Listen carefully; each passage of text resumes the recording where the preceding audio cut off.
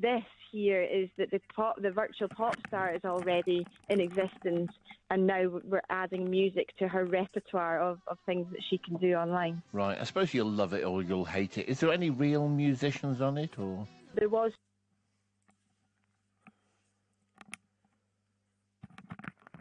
This here is that the virtual pop star is already... Good morning from the Mackham Cabbie, and it's match day, and it feels as if we've got a hangover this morning, even though I don't drink, because what the hell? This early kick-off carry-on is ridiculous. But we're here. Late night last night from the deadline there. A major record label. Let's hear a bit of the song then. No, you won't, because it is match commentary. So here we are.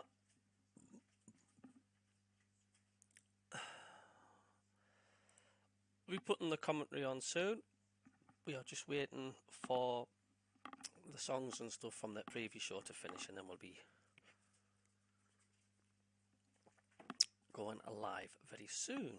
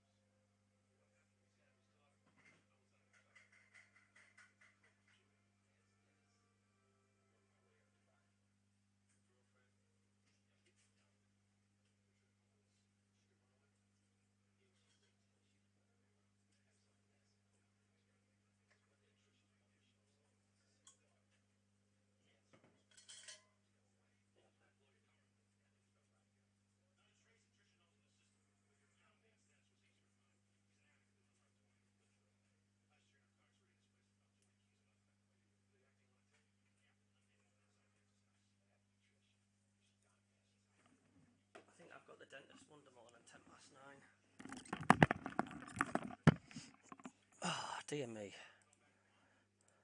Clubs of the North East are so willing to embrace us as a charity and the cause that, you recognise how much football can do actually to help. It's such a palpable and powerful tool to get messages, and undoubtedly with a subject like this we couldn't do it without the help of the clubs around this region. And you're wearing an Inside Out. I know it seems a trivial little thing, but it really annoys me when I see a T-shirt being worn inside out with the label at the back. Does it? It does actually. Yeah, I actually find it really annoying. If I'd known that, and if I was wearing one, I'd be wanting to put it the right way round. Well, it shows it works. I'll get you one, especially with your name on it, just to have your own little label. I didn't know that, Nick. So there you go. Doesn't it annoy you? Good to know. Obviously not. Only one day a year. Before you go, Colin, where can people find out more? If you care, share.co.uk is the website. It's one of get yourself online and find it. The charity is available for all kinds of services. I mean, one of the interesting things is that we actually do mental health workshops for footballers who are regularly in Sunderland.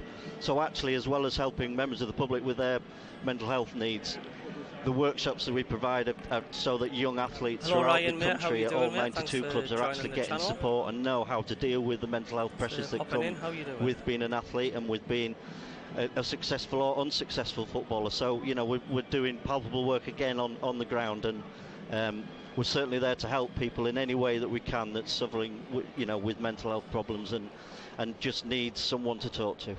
Brilliant, thanks for popping up. I appreciate you having me on, Nick. It's always appreciated. Radio Newcastle again has been such a fantastic support of the cause. It's a pleasure. Thank you. And I'll get you a T-shirt. That T-shirt the right way. Yeah, I'll get you one, just especially for you. The whole point is Inside Out, is to wear them inside out. And if you're watching today on television, watch the players when they come out. Good evening. How are you? They should all hopefully be wearing the T-shirts when they run out this afternoon. So Colin Young, thank you very much indeed. Tell you what, it was a good laugh last night as well on RWA. Bring us up to date about Inside Out. If you care, share the mental health charity. Next weekend, then World Suicide Prevention Awareness Day. Rob Mason's here as well. It's a continuous flowing. Benno's happy with his Wonder Mix over there. Are you? We're just passing headphones and all sorts around. You're happy there for the moment, are you? You're okay? You're all right? I was going to make sure make sure you looked after there, and you're all right. Rob, good afternoon. Good afternoon. Good morning. It is good afternoon now. We are in the afternoon now. I'm just untangling things here. Around and about me, I'll untangle those shortly. Rob, Sunderland's club historian, and as part of your historian role, you write a lot of books. You've got another one coming out. What if? Yeah. What if? You hinted about it. You hinted it last week at Coventry. Yeah, I mentioned it briefly only because you mentioned the Coventry late kick-off story, and that's one of the things covered in this particular book. Yeah, it's called What If? The Turning Points in the History of Sunderland FC. And it's due out on Monday, as far as I know. It should be in the club shop soon, and and as they say, all good bookshops and online and so on. And it's very different to any of the books I've written on Sunderland before. I've written many books on the club. Or my stock in trade is books on the history of the club and the players and players' memories. This one, though, is slightly different, in fact considerably different. It looks at key moments in the entire club's history, from the very early days right up to modern times, and it looks at times when things could have gone in a totally different direction. So very briefly, 2 early chapters, rather like fishermen's tales, the ones that got away. There's a chapter on the managers that got away, how close we came to appointing Brian Clough, although they're both long since passed away. I interviewed 2 different Sunderland chairmen who'd interviewed Brian Clough for the job and hadn't given him the job for the reasons that are explained in the book. Jock Stein, before he became the first ever manager to win a European Cup with a British team, with Celtic in '67, he came down to Sunderland in '64 when Sunderland went half a season without a manager. He was manager of Hibs at the time. He was selling a player to Sunderland. That player was John Park, and he was hoping to be offered the Sunderland job. Didn't have it. How would things have changed if we'd appointed Jock Stein? And other managers, Bobby Robson, for instance, who once shook hands with the Sunderland chairman to accept the job when he was manager of Ipswich, and then changed his mind, having shaken hands on doing it. And lots of other managers as well. Then there's a players section, the story of Diego Maradona at age 17, threatening to retire if he wasn't allowed to sign for Sunderland. but the Argentinian government wouldn't let such a talented player move abroad at that time. Many others, one of whom might surprise people, Jackie Milburn, perhaps Newcastle United's greatest ever player, but a boyhood Sunderland supporter who played for Sunderland during the war and wanted to sign for Sunderland. Obviously he's one of the legendary figures, perhaps the most legendary figure in Newcastle United's rich history, and a brilliant character in North East football, but could so easily have been a star in red and white rather than black and white. And then there are things like looking at I mentioned last week the Coventry story, but also in the 1950s some mysterious letters were written to the footballing authorities signed by a Mr. Smith, explaining the wrongdoings, the financial wrongdoings that were going on at Sunderland Football Club. Sunderland were then seriously punished. The directors were all banned, the manager was banned, lots of the players were banned. The club was given a record fine that nobody else had ever had anything near, and the following year Sunderland were relegated for the first time, and you might say they've never really recovered from that, and nobody's ever known who the Mr. Smith letters were, but I've got a pretty good idea, and we've talked about that in this book as far as legalities allow, and many other chapters, right, as I say, up to date, looking at, for instance, why we signed Didier and Dong and not Jan and Villa when everybody thought we should have signed Jan and Villa. You know, key moments in the club's history that turn, and then we see how will things go. And funnily enough, bringing this book out this week on the light of yesterday's transfer window, again we're at another turning point. We've let some about to say to you, what if Ross Stewart had signed his contract? We'll never know that if Ross Stewart had not got injured and had signed his contract and stayed at Sunderland. That's the nature of football. And in the coming weeks and months, when we see how the new signings shape up, because none of us really know anything about them, we obviously hope they'll be very successful, and this could be another turning point in the history of Sunderland Football Club. And that's what the book What If is about. So hopefully people will find that quite a fascinating read, even if they're already very genned up on Sunderland's history. Fantastic. We're going to have to leave it there. Cheers, Sorry, Nick. Rob, but that's great. They sound absolutely fascinating. So I will be getting a copy. I will be reading some of those, well, all those chapters. They sound amazing. Rob Mason, Sunderland Club historian. We've got lots to pack in. Mel Ray coming up. Tony Mowbray coming up. Gary Bennett will come up. I will let you get a word in edgeways at some point before 12:30. But first, let's hear from the Sunderland women's head coach, Mel Ray, because tomorrow afternoon, after the 0-0 draw with London City Lionesses last Sunday, they are away at Sheffield United tomorrow. Mel, if someone had offered you, a clean sheet and a point before the game on Sunday, would you have taken that? No, I would have. Yeah, I think I would have. Like I said before, in terms of we've not took points off London City yet since we've been in the Championship, so that's an important. It's an important point, and I know they're a new team, but we've got lots of new faces as well. So it's an important point, and we'll move on. But the amount of chances that we created and the lack of chances they created, out of the whole league, we had the least amount of XG against us. So in terms of how well we defended was really pleasing. I mean, it's a strange game in the sense that you could have won that game 2-0 and that wouldn't have flattered you at all, but it actually could have been a 6-0 game. You had that many chances. Yeah, and that's important because we're creating chances, which is something that we struggled with last season as well. So knowing that was more stronger and solid at the back end, and we're actually creating chances in the final third, it's a huge positive. The weather, how much did that play a part? I think I'm still wet now. It was absolutely bouncing at some points, and I think it made the players a little bit nervous to try and stay on the ball and make them passes because they didn't want to make a mistake. But yeah, it was North came down, didn't it? It did. I mean, and there were moments in the game, and I don't know, you had to adjust, but there was a free kick at one point where the referee dropped the ball on the floor. It didn't bounce. So you're trying to play in those conditions. And that's just trying to, it's having the experience to know what to do in them situations in terms of managing the game. Do you then just play a little bit longer and going behind? Hopefully, defenders make mistakes because the ball might hold up or bounce through. But I think overall we managed the game really well. Bramall Lane this weekend. I mean, that's something special, isn't it? To go to stadiums like that and play your football. Yeah, I think it's going to be one of many. I think in terms of Charlton were at the Valley last weekend, Southampton played St Mary's, so it's not going to be strange. So getting used to playing them big arenas is going to be really important. We played there last year. It wasn't a particularly good game for us, so I'm sure we want to go there and put things right. And the League Cup draw, fairly happy with that. I mean, it seems to have worked in your favour in many ways. I'm happy with the pot that we've been put in. I think the fixtures are nice for us as well. Happy to have Durham at home as well. So yeah, looking forward to a Conti Cup campaign as well.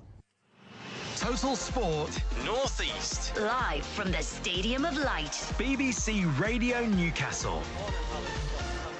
Mel Ray looking ahead to tomorrow's Sunderland women's game, and this afternoon then, Sunderland unchanged, but Southampton make 4 changes. Holgate, Downs, Smallbone and Mara come in for Russell Martin's side this afternoon. Che Adams has travelled, he's on the bench for Southampton.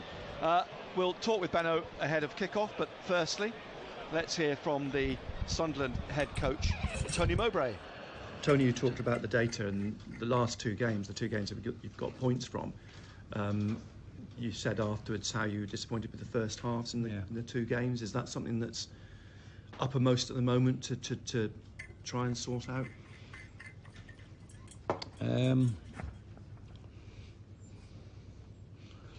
Not really. I think I know the answers to the problems, and it's something we're trying to deal with on a daily basis with the team.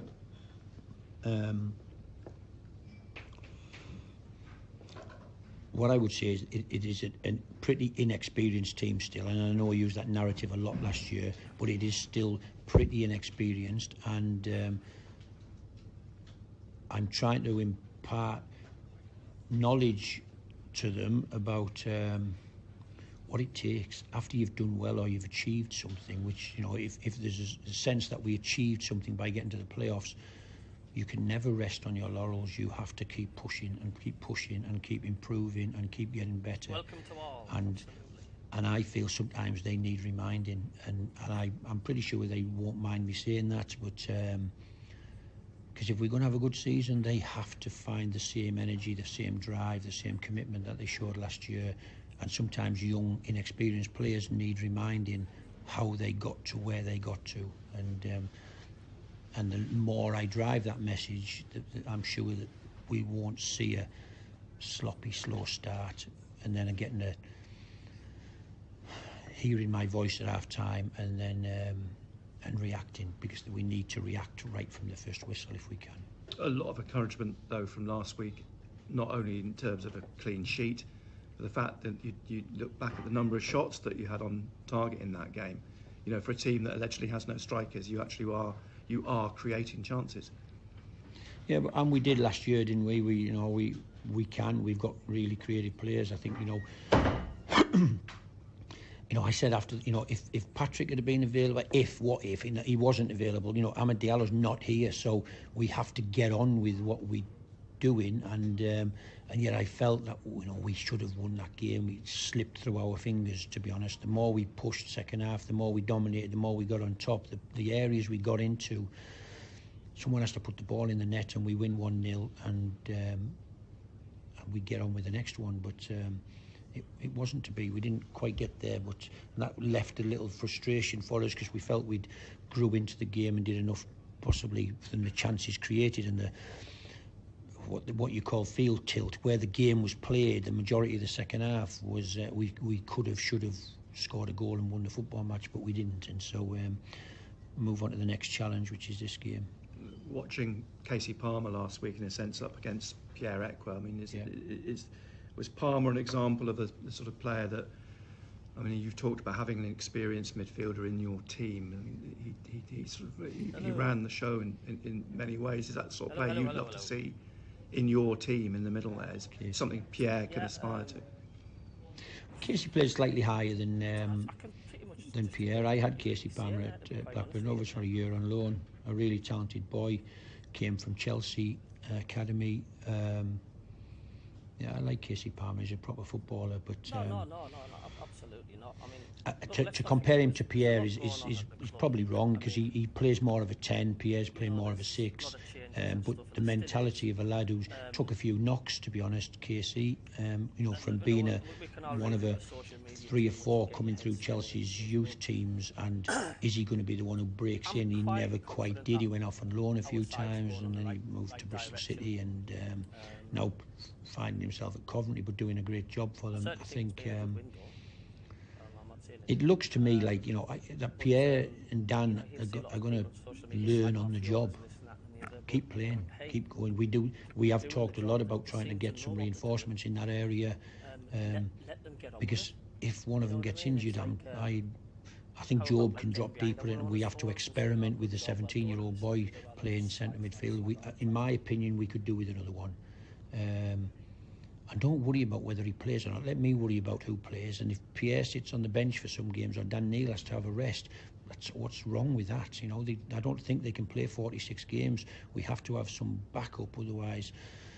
You know, we're potentially asking for trouble somewhere down the line, and talk about the fluency of the team and the style of play. It might disappear if you haven't got players who can move the ball through the pitch quickly, shift the ball from side to side, get it to the wide players, because you're just accommodating a different type of footballer in them areas. But yeah, listen, I hope in the next 36 hours we do have some reinforcements in central midfield, and we do have some attacking players, whether one's a wider player, one's right down the middle, because we do have Hamia, we do have Eliza to come back. You know, at this moment as we sit here, we do have Ross Stewart in 3, 4, 5 weeks available. So I get excited. I told you last year I was excited by the second half of the season, and I think we're only going to get stronger. You know, Adji's got to get fit, and he's on the grass now. He's not far away. You know, Corey will be into the new year, of course, but the team will get stronger. And Embo probably make the bench, and I think he'll get on the pitch this weekend. He's got things that with both feet that he can do that other players can't do in our team. So I think we're only going to get stronger. If we had some strikers, we had another centre midfield player, I think it looks okay to me. And you mentioned Dan. Do you think he's pushed on this season? He seems to be having started the season well. Well, we're playing him slightly higher. The role in the team is that Dan Neil plays higher. He starts in centre midfield, but as we progress up the pitch, he moves higher up the pitch and gets around the box. I'm moaning at him today in training. His first touch, he seems to always stop it under his feet and move it. He needs to get it out of his feet, and so the second touch can whack it in the net rather than under his feet, just shift it to somebody else. I'd like him to score 25-yarders or hit the target or make the goalie save. Just a development area for his game. But he's a wonderful young guy and desperate to be a really good footballer. Listens very carefully, always asks questions. He's doing amazingly well. So. But I do think it's not a bad thing to worry about getting another really good player in centre midfield and not worrying about having 3 or 4. Just rotate them around. Just tell Dan Neil or Pierre Ekwah they're going to sit on the bench today and get ready for a dynamic 20 minutes at the end. It's that's what football is, because somewhere along the line, if you haven't got that guy and you pick up an injury, you are really weakening the team by putting a potentially young guy making his debut in the team. And your brother's at Southampton. There's a incommunicado at the moment. A temporary suspension of conversations. So I've got 20 people on. I try to put it into context. My brother Darren is 14 years younger than me. You know, I never really lived with. I lived with him for when he was a baby. Really, I just remember him being like a little curly-haired kid. So when I left home at 20 and went and bought my first house, he was 6, and so it wasn't like brothers, like we had buddies, we play fight together all the time. We developed our relationship and our life together. Did you see it? He doesn't feel like my brother. He feels like, he is my brother. He's my blood, but he's doing well for himself. He's done really well in his previous job. He's gone into Southampton. They've got plenty of money and funds. He's been travelling all over the world, in South America and all into Asia and all of Europe, and looking for players for them. And at this period, I think he knows you can't have any information off me. You aren't getting any. We don't talk really specifically, but my point being, it's not as if we're brothers who talk every day or every week anyway. I missed him growing up. And so we're not brothers that spent their whole lives together fighting and growing and playing and having fun together. It's not that sort of brotherly love really, and I think he's really professional at his job, and he knows if they want to make a bid for Ross Stewart, don't come to me. Get your sporting director to phone our sporting director and have a chat. It ain't, it doesn't happen between us, and he knows that I'm pretty professional on stuff like that. Business is business, and so good luck at your job, kid. I want him to do well in his life and realise what a good footballer looks like, and he's done pretty well in his couple of jobs he's had, and he's got a great chance now. If you know this team he's got now, they will be one of the favourites to get to the Premier League, and if he can be like a head of recruitment in the Premier League, then he'll be doing very well. Total Sport North East. Nick Barnes and Gary Bennett, MBE. BBC Radio Newcastle.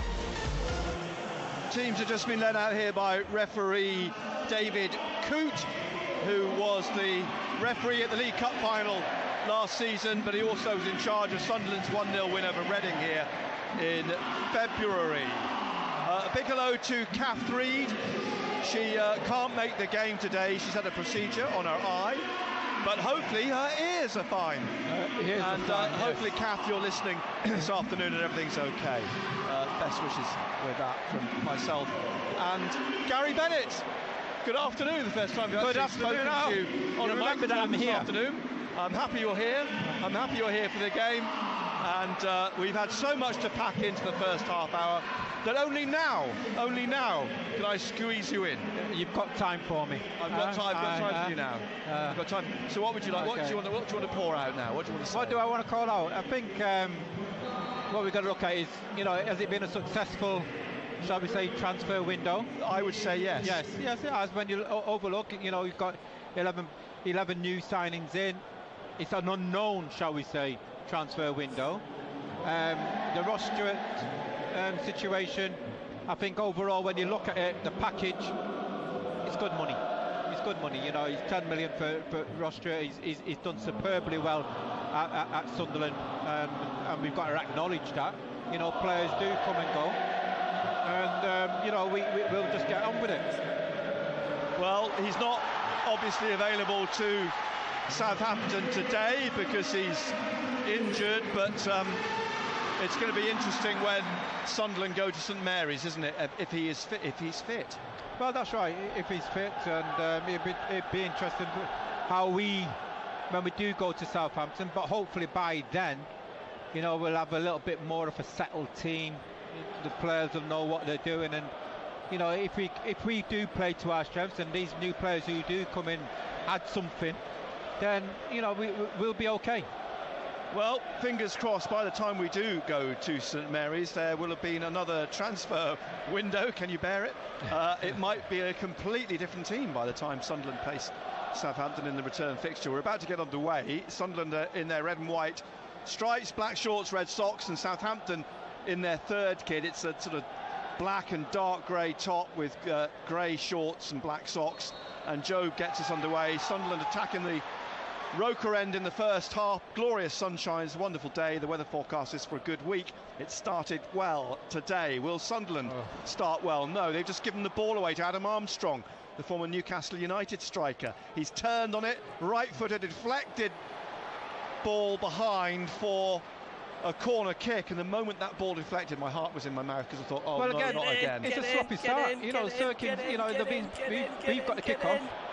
They've started off brightly. And a quick corner. The ball hangs in the air. It's nodded down. It's hooked away by Dan Neal. The possible break on the left wing now for Barr on the far side. He's trying to get into the centre and play it across here now to Hume. Hume on the right wing, on the right side of midfield. Great ball in here. 1-0! And Jack Clark knocks the ball home from 2 yards. Sunderland take the lead, and we've played a minute. What a break! What a great ball in that was by Trey Hume. But I tell you what, Jack Clark did well. He's done well there. Kept it down, picked his target. Excellent start by Sunderland. Well, that all came from the clearance from Southampton's corner. Out to Barr on the left wing. He sprinted away down the left, passed the ball inside to Hume. Hume's ball inside the penalty area to Clark. 2 yards out, nodded the ball down underneath Bazuna in the Southampton goal. Sunderland 1, Southampton 0. Couldn't have asked for a better start it was all happening in the first minute of the game. And you've got to say, Southampton started very, very quickly. They come flying out of the traps.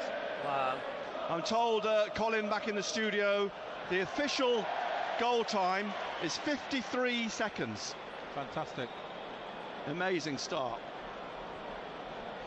So, Sunderland, after all the talk about Jack Clarke, seemed, I have to say, happy enough with that. He takes his tally then to 2 for the season. The penalty, of course, be a Burnley match. Foul in the centre of the Sunderland half by Dak on Kyle Walker-Peters. Small bone, it's quickly taken again. Holgate now inside. A long way to go. Cross on his left-hand side. Bringing it forwards. Then Holgate, who's on loan from Everton, plays the ball back to Bednarek, the Polish international. And probably won't last long. Southampton at the moment happy just to keep the ball, having gone one down. Small bones under pressure in the centre circle. It's pushed on to Walker-Peters. He's trying to come past Ekwa. He's trying to stick with him. It's played out wide on the right-hand side now.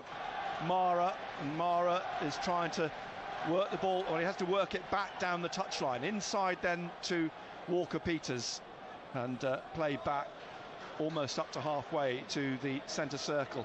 And Mason Holgate out on this left-hand side to Stuart Armstrong, Scottish international, trying to get away on that left-hand side. He dozes with him, but the ball has eventually come into the penalty area to be cleared by Ballard.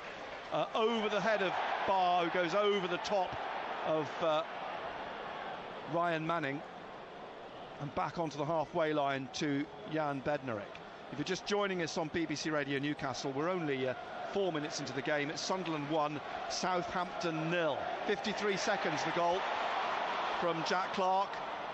And here now trying to get forwards, Jobe out to Barr on the halfway line, plays it back under pressure to Hume back to O'Nien, and O'Nien back to Patterson in his bright yellow kit. Oh, he was closed down, the ball deflected off the back of Mara, and it's not fully clear. They try and work it in, Kyle Walker-Peters to Smallbone, but Sirkin gets it out, looking for Clarke on the left wing. Patterson was lucky then. It was very lucky. I got a bit carried away there. Sorry, I wasn't back expecting to Patterson. I think he always thinks it's because sometimes he just doesn't look comfortable with the ball at his feet. No. And he takes too long to move the ball. The ball out for a throw on the far side. I've just been handed a packet of OT Hopknobs. Thank you very much indeed. There's a story behind that. We won't go into it now. The ball back here now with Ekwa across to O'Nien in the Sunderland penalty area. Out here on the right-hand side to Barr. Oh, he's got caught. Caught by Manning. Look. Yeah. Barr's gone straight down. The ball had gone. Manning's surely going to be called back by David Coote here. Barr's quickly up on his feet, actually, credit to him. Probably looked worse than it was. That should be a red card, that. He just got clipped. He's okay. He's up on his feet, jogging. That should be a red card. Down the right wing. If that isn't a red card, free kick then in the bright sun. It's not. For Sunderland, it's going to be left to Luke O'Nien to take this. Tony Mowbray strolling about in his technical area. Russell Martin in a t-shirt. It's that sort of weather this afternoon as O'Nien floats this ball down the right-hand side. Barr heads it into Jobe. He did well. Jobe on the right corner of the penalty area, skips away from Manning. And Jobe now onto his left, onto his right, passes it back to Barr.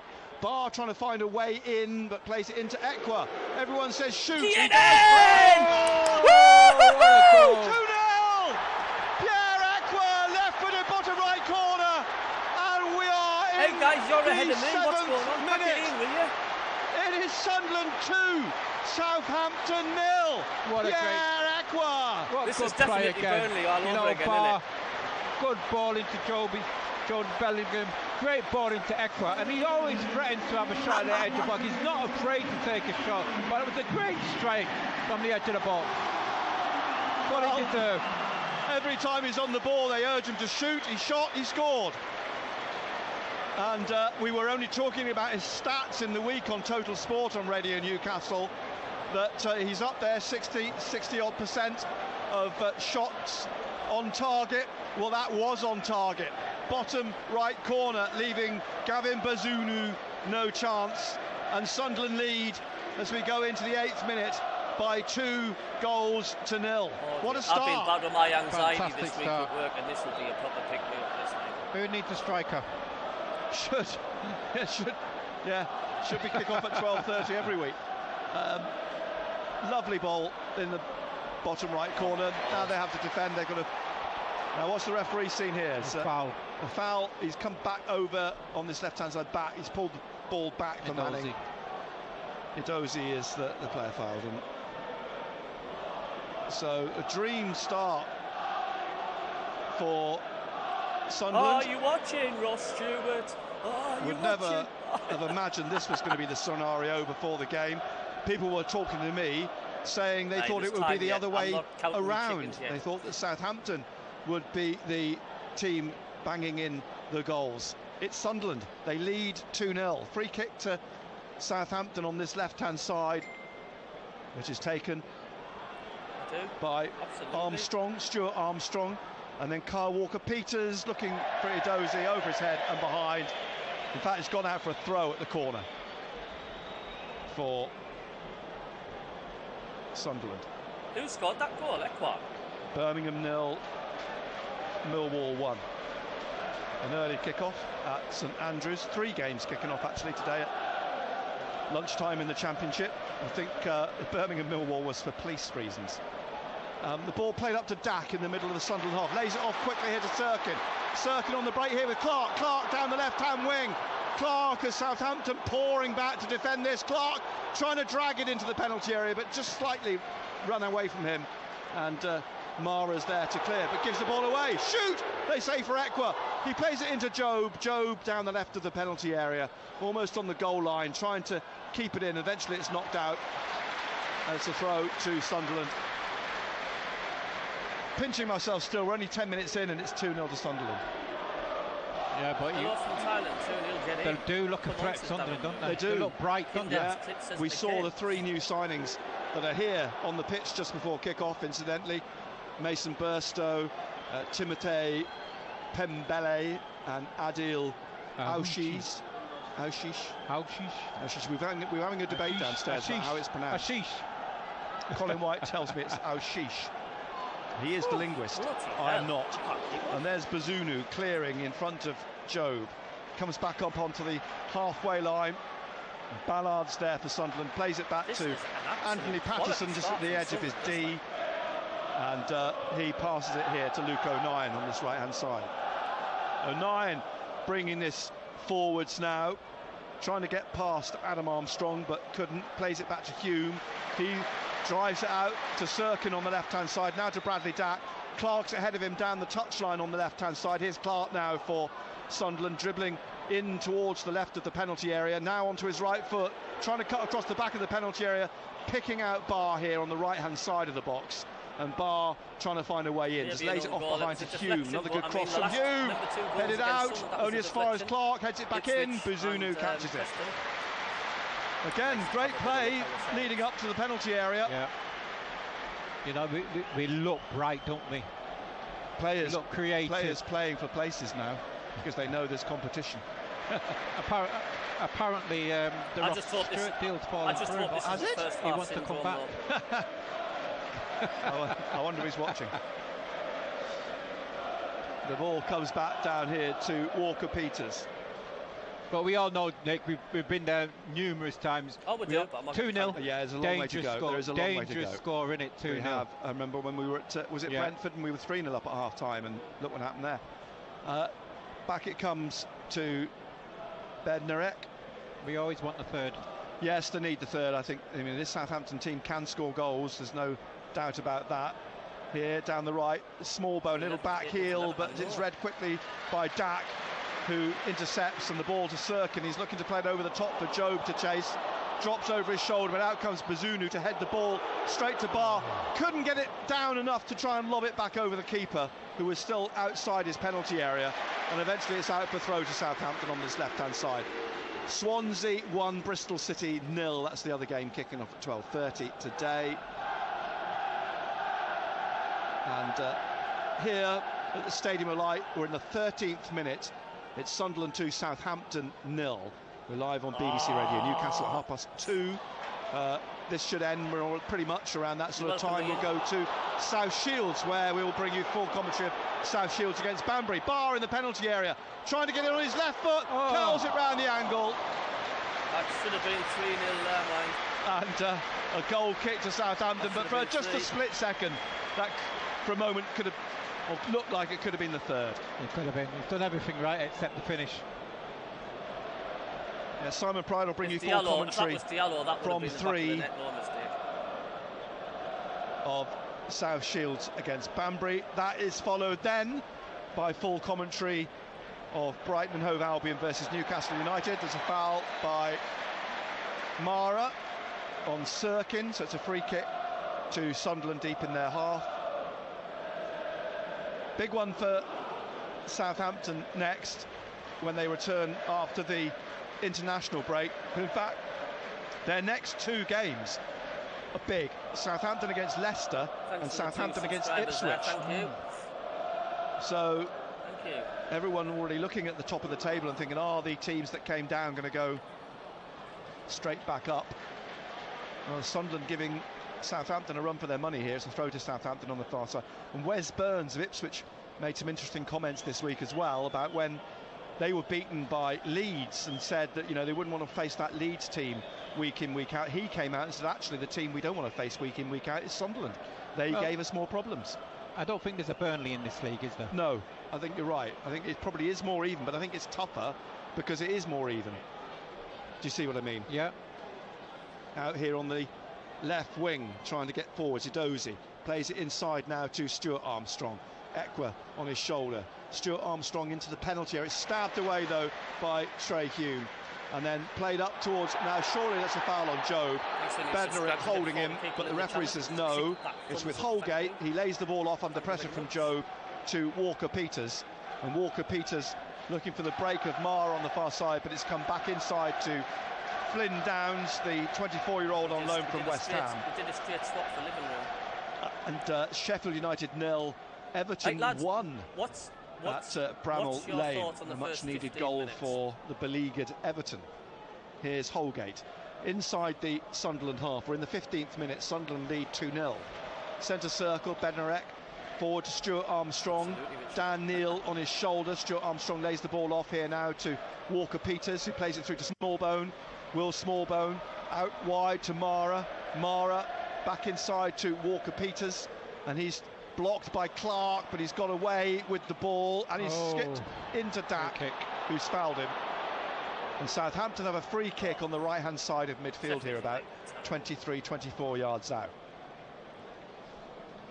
Sunderland's 2 goals from Jack Clark and Pierre Ekwa in the 53rd second of the game. And then the 7th I can't see Southampton not scoring. Like I do think they'll get something. Good thing is, Nick, I just hope there's no Ward. They're going to come into the game. No, that's right. That's true. That's true. Where they just totally turned. But we all know how good he is. You hope you're not eating your words in a moment when someone else steps up and smacks one in. But at the moment, it looks like it's going to be Smallbone, or is it Stuart Armstrong? Referee happy. Well done, lads. As it's whipped in here and caught by Patterson. I think it was Bednarek who took the free kick, but he played it straight easily enough that in fact it was Ryan Manning who took the free kick straight at Patterson. Now Ballard under pressure. Oh, he's fouled, pushed off the ball. Says referee straight away.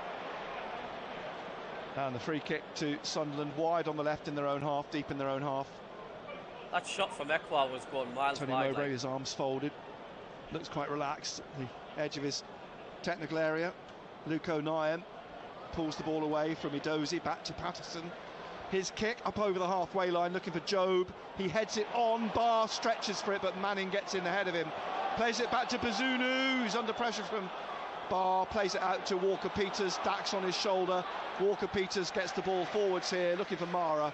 Mara calling for it is Downs. Mara's come back through the referee's legs, plays it to Manning and on to Stuart Armstrong on the left-hand side here. Southampton in these black and grey third kit, and now Edozie trying to get past Dan Neil, plays it down the left wing to Manning, was it? No, for Stuart Armstrong, back to Stuart Armstrong, Manning inside of him. Manning now, forwards on the left side of midfield. It takes a deflection off the back of Ekwa to Jack Clark. Smallbone trying to get it off Clark. He's trying to get past Walker-Peters, who shuffles the ball out. Throw to Sunderland, just shy of the halfway line on the left. So, 2-0, Sunderland lead in the 18th minute. Live here on BBC Radio Newcastle. Yes, I missed another 2 goals. On the ball, Sirkin. It's just crept out. Throw to Southampton on the far side. Back it comes to Jan Bednarek. And he puts his foot on the ball in front of Job. Forwards to Walker-Peters. Back to Bednarek, across to Mason Holgate, the 26-year-old loanee. And he pauses for a moment with it and just slips it back inside to Bednarek. And Bednarek, who spent last season on loan at Aston Villa, looks to roll it out to Smallbone on the far side. Back inside now to Stuart Armstrong, who's trying to get the return ball. And a foul, says the referee, by Job. So another free kick to Southampton on the right side of midfield, quickly taken again. Walker-Peters to Smallbone, back to Walker-Peters. Southampton into the centre circle, Bednarek to Holgate now on the left, and Manning's out here on the left, as is Edozie now down in the corner, puts it back in the penalty area. Well, down went Manning in the penalty area, clutching his ankle. The referee has just ignored it completely. Manning's on his knees now, his arms outstretched, feeling he was impeded. The Southampton fans above, Anthony Patterson, all booing. It's gone down too easily. He went down too quickly and too easily, didn't he? So free kick now with Holgate back to Smallbone, slips it back to Holgate, back to Will Smallbone.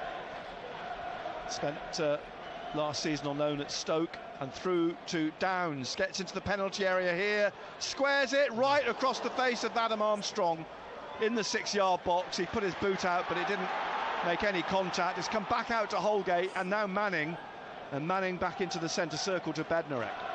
I think we're sitting too deep, Nick. It's inviting them on, isn't it? Yeah, we need to push up a little bit. Mara calling for it, Walker-Peters in the penalty area. Walker-Peters trying to get through, Dak blocks it. It comes back though to Mason Holgate. Now Downs again, Flynn Downs. He lays it off to Smallbone to his right, and forwards down the right of the penalty area, Walker-Peters. He's got round Neil. He pulls the ball back into the penalty area. A couple of ricochets, it goes out for a corner. Yeah, I think we're sitting on the edge of the 18-yard box, Nick. We've got to push further up the field. Just hope it's not a pressure on match like last season. Well, if they could get a break again from this corner kick, that's what happened in the first minute. Manning's going down to take the corner again on the far side, and puts the ball on the goal line. Get somebody else out. You need this. There's 3 out there. 3 outside the box. Could be taken short. It could be curled in here. Plenty around the 6-yard box. It's curled into the 6-yard box, and Patterson's lost it. It's bounced down here on the left of the penalty area. Here's Stuart Armstrong. Get out. Back to Smallbone. Smallbone drives it in into the side netting. But they were inviting shots. They're inviting pressure here. Yeah, we've got to get further up the field. We've got to get a little bit tighter at the moment. So, 22nd minute. We're almost halfway through the first half. Sunderland 2, Southampton 0. Sunderland's substitutes just going out for a jog.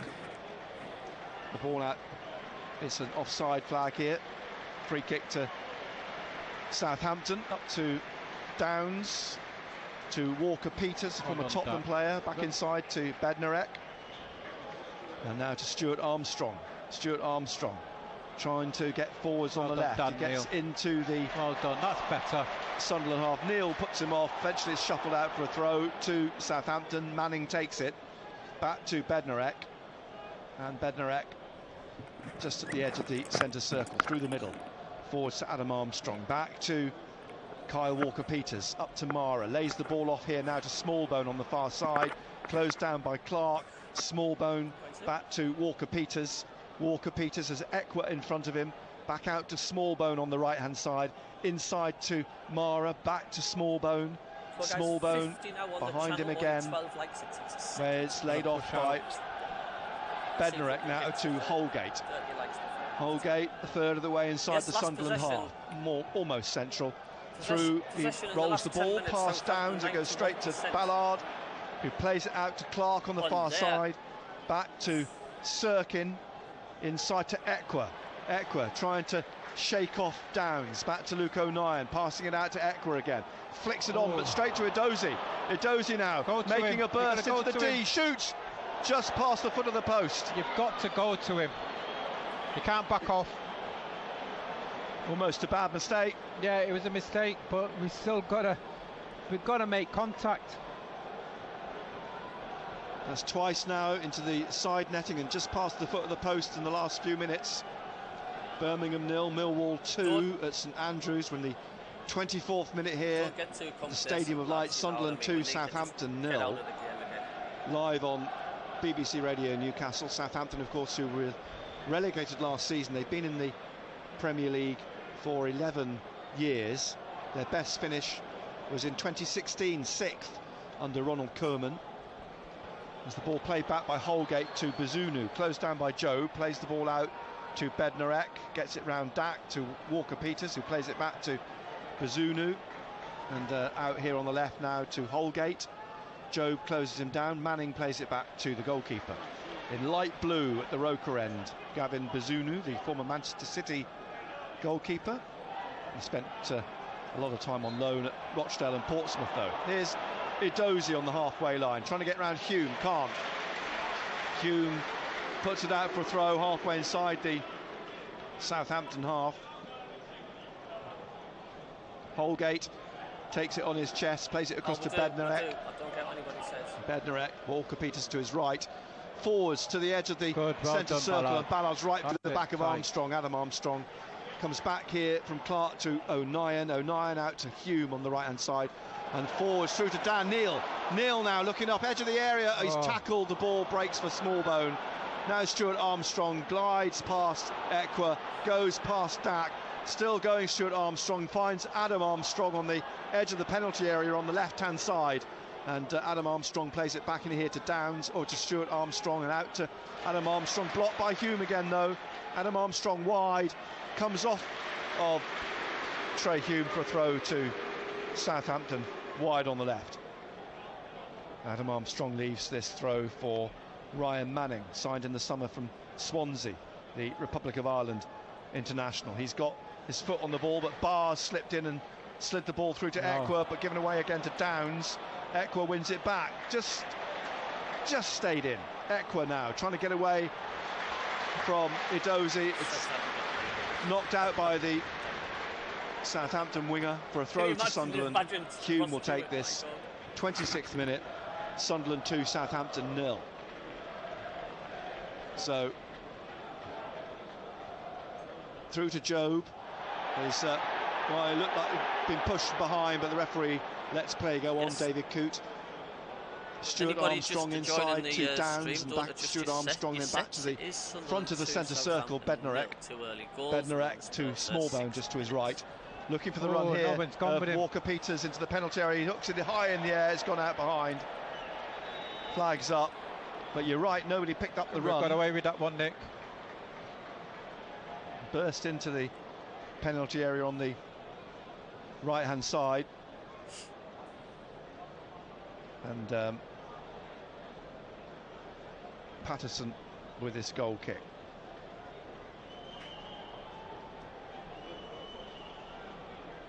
To Ballard on the left. Last week he played on the right. They've swapped over this week, O'Nien and Ballard, as Kyle Walker-Peters trying to get down the right wing. In the end, it's a foot from Dak, but it's only taken it to Mara, and it's come off Ekwa as he played it back into the hands of Patterson.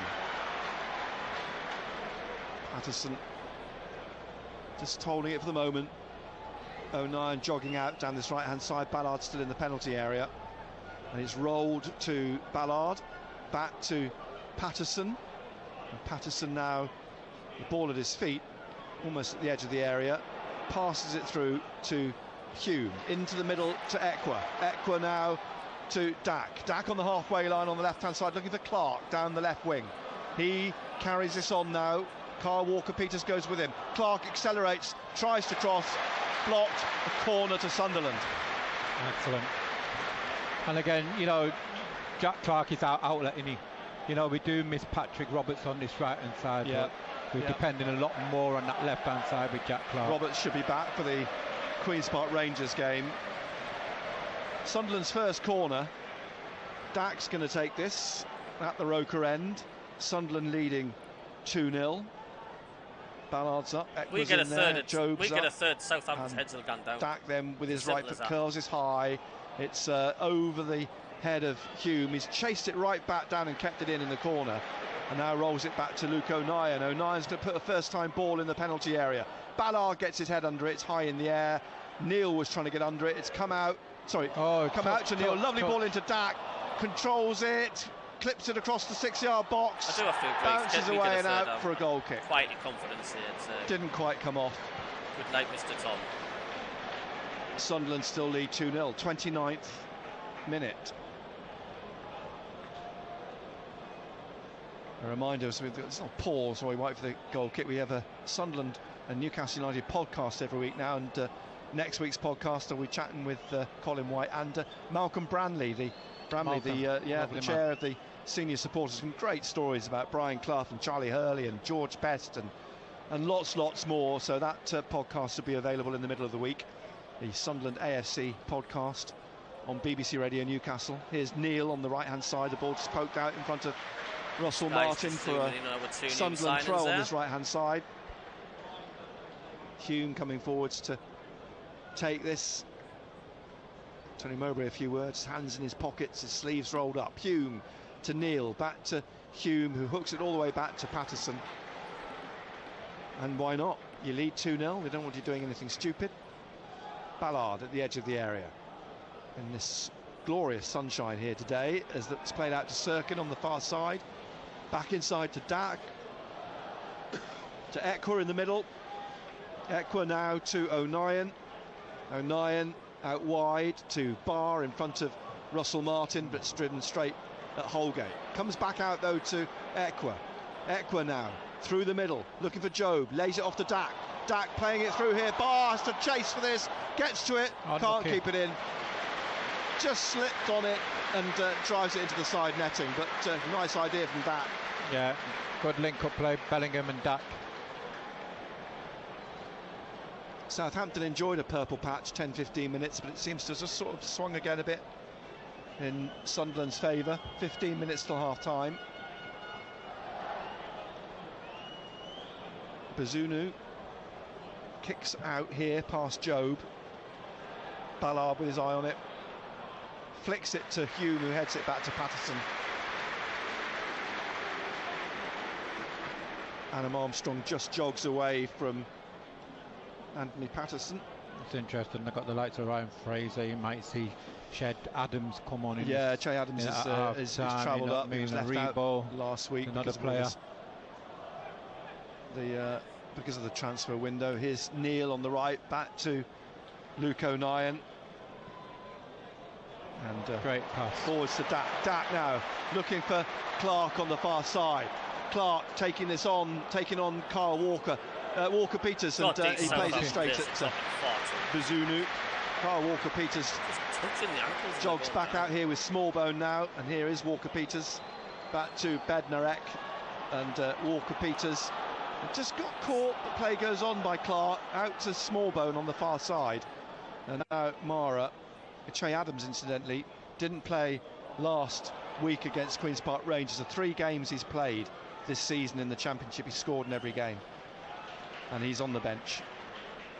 Bednarek in the middle of the Southampton half. He's holding it for the moment, then laying it off to Holgate. Holgate back to Bednarek, and then inside, or to his right, to Walker-Peters into the centre circle. Stuart Armstrong. Stuart Armstrong trying to get away from Jobe, comes back at the back of the centre circle, then jogs into it, and taking it onto the halfway line, then playing it to his left to Holgate. Holgate back into the centre circle to Bednarek. Bednarek, Dack in front of him, just lays it off to his right to Walker-Peters, who taps it back to Bednarek. And Bednarek in the middle, looking for an opening, finds Adam Armstrong, who plays it back to Holgate. Forwards to Edozie, trying to slip it through here to Adam Armstrong, who played it down the left of the penalty area, looking for Stuart Armstrong, but O'Nien's got in front of him, gets to the corner and plays it off. Stuart Armstrong behind for a goal kick. Well done, Luke O'Nien. Excellent defending. Good play by him, he knew exactly what he was doing. If we win today, lads, you give me your addresses and I'll send you some free liver and onion pizza. To Ballard at the corner of the penalty area, who plays it back to Patterson. And Patterson now kicks wide left, looking for Sirkin on his chest. Managed to get away from Mara, but out off Mara for a throw to Sunderland. He's managing the game now till half-time, yeah, Nick. That's what they've got to do. After that explosive start, 2 goals in 7 minutes. Well, a nice jar of pickled it's slowed down somewhat. Throw for Sunderland, which Sirkin will take. Are you still confident, lads? Are you still confident? The Sunderland half, the lower half of the East Stand, bathed in sunshine. Here's Equa. And now Sheffield United 1, Everton 1. Ball given away. And won back by Equa. Back to Ballard. Hooks it away from Adam Armstrong, looking for Clark. Mara steps in, but it's still with Sunderland, who then lose it to Downs, to Walker-Peters, who loses it. A good challenge from Sirkin. And now there's a bit of a bundle going on for the ball, but it's come broken for Clark. And he's brought down cynically by Mara, who's booked. Right in front of David Coote. Yeah, a bit scrappy over there when it 1 or 2 challenges going in. I think Billingham's been quiet so far. So David Coote produces his first yellow card of the afternoon. And the Frenchman Sekou Mara, who scored 1 Premier League goal last season and 1 League Cup goal, and they were both against Manchester City. As Dack's free kicks headed out by Barr on the right wing. Throw to Southampton on this left-hand side, about 10 yards from the corner. Sunderland 2, Southampton 0, the 35th minute. Manning with the throw, back to Holgate, pushes it on to Manning again, back to Downs and back out to Holgate. Jobe down there with him, and eventually he gets it out, but it comes back to O'Nien, who nods it on to Equa in front of Smallbone. Did well there, Equa, because Stuart Armstrong tried to get in his way. Then back to Hume and down the line to Neil. Neil flicks it out to Barr. Barr cutting inside, lays it off to Equa. Equa now to Ballard in the Southampton half. He's got Sirkin wide, Clark inside. Here is Jack Clark. Smallbone on his shoulder and pulls him down. We do look fired up going forward, but this is the best we've looked going forward all season. Republic of Ireland international, 3 caps. Some seem to have settled the team. I don't know whether it's steps back away from the ball. Clark saunters away as well as he does, his shirt hanging out. Dack's going to take the free kick again. What's he going to do this time? Last time he swung it out wide to Barr, but Barr's come further in field now. O'Nien's back just in front of the centre circle on sentry duty. Dack with the free kick, drives this across the penalty area, looking for the leap of Hume, but Bednarek gets above him. What minutes are Heads you guys out for on? Throw. Barr leaves it for Hume. Back to O'Nien. O'Nien on the right-hand side. Drives it up to the edge of the penalty area. Walker-Peters hooks it out to Mara, who plays it back here to Holgate. He brings it forwards now for Southampton in their black and grey. Checked by Jobe, comes back to Manning into the middle again to Bednarek. And the Pole, 50 caps for Poland, for Jan Bednarek. He's again holding it and sizing up his options, lays it off to Holgate on the left. Job with him, back to Bednarek, closed down by Dak, across to Walker-Peters, then to Downs. Dak trying to win it back, he's giving Walker-Peters a few headaches at the moment. Now Bednarek out to Holgate again on the left, trying to get in, this time was Neil. The referee's allowed an advantage there, a foul by Neil, comes back to Holgate, and Holgate then to Bednarek, and then again to the right to Walker-Peters, wide to Downs, to Stuart Armstrong. Thank you, John, for that donation. He plays it back to Bednarek, Holgate, through to Stuart Armstrong, back to Bednarek, out to Walker-Peters, and he's looking for Downs, who heads it across to Mara on the right wing, who tries to twist round Sirkin, but just twists himself and falls over. And now back out on the right wing. Downs wrestles with Clark, is pulled down. It's a free kick to Southampton. They don't hang around when it comes to taking free kicks. They literally just get on with it. And trying to burst through the middle is Stuart Armstrong. Runs into Dak and Ekwa, and Job comes away with the ball. Looking for Clark here on the left. He's tried to get it round through to Job. He's done that. Job now to Dan Neil. Man on, cry the crowd. He's played out to Barr on the right side of the penalty area. Barr with Hume ahead of him. Barr trying to dribble through. It's pushed down, and the free kick is given the other way, and Barr's going to be booked. Get booked for diving. Barr booked for diving. Let's have a look for that again. It was only a tap in his back. And down he went. And David Coote books Abdullah Barr. Bednarek on the ball now in the 39th minute, bringing this out for Southampton. 2-0 down, 2 goals in the first 7 minutes, 1 goal in the first 53 seconds. Here's Holgate up towards the halfway line. Foul on Adam Armstrong by Ballard, says the referee. Manning plays it back to Bednarek. So again, he looks up and just going to swing it down the left, looking for Edozie. Headed away by Hume. Neil gets his foot on it, trying to get it round Downs. Downs gets a foot to it though, but takes it straight to Clark. Clark now trying to get away from Mara, going through the middle. Clark still going. Clark still going. Oh, was he tripped? He was at the edge of the D. Come on, that would have been a wonder goal. He was on his way to waltz right through past 5 Southampton players. And was just upended at the edge of the D. Stuart Armstrong, I think, is being spoken to now. Or it's Bednarek being spoken to. I think when you look at Clark, especially over the last couple of games, Nick, you're thinking that he's playing the best football of his life at the present moment, because he does look a threat. Maybe he likes having that bit of pressure put on his shoulders. Yeah, maybe. I mean, he's certainly... because he seems as though he's thriving in it. Give me the ball, I'll make things happen. And he does, and look what he nearly did then. He scored already in this game. Dak, come on. Dak, can he smash this in? This is what you're all about, aren't you? So, they've got one man lying behind the wall. Wall formed 13 yards out. Dak then with his right foot, parried down. A missed kick. A missed kick by Bellingham. No, it wasn't. It was Sirkin, I think.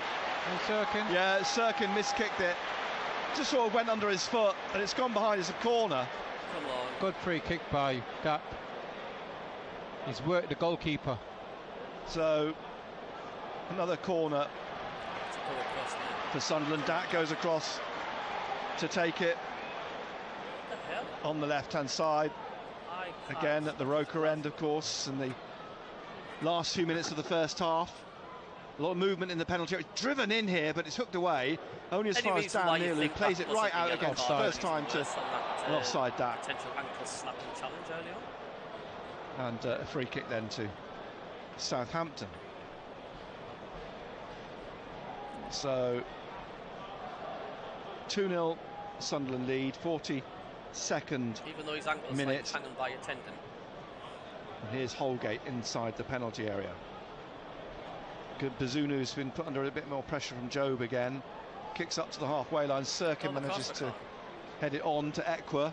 Forced back. Sirkin playing it back to Patterson. Being closed down here.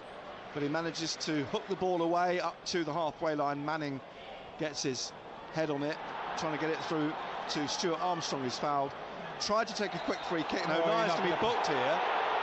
And I think that's absolutely ridiculous, because O'Nien was actually running away from the free kick, and the ball was driven at him on purpose. He likes his yellow cards, Luke O'Nien, doesn't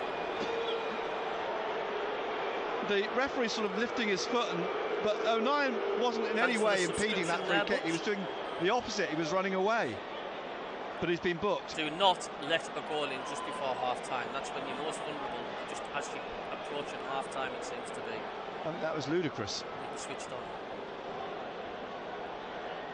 Because we've seen Southampton trying to take quick free kicks all through the first half. O'Nien didn't stand in front of him. He was running away from it because they looked like they were going to take a quick free kick. Is Manning going to take it? From the left.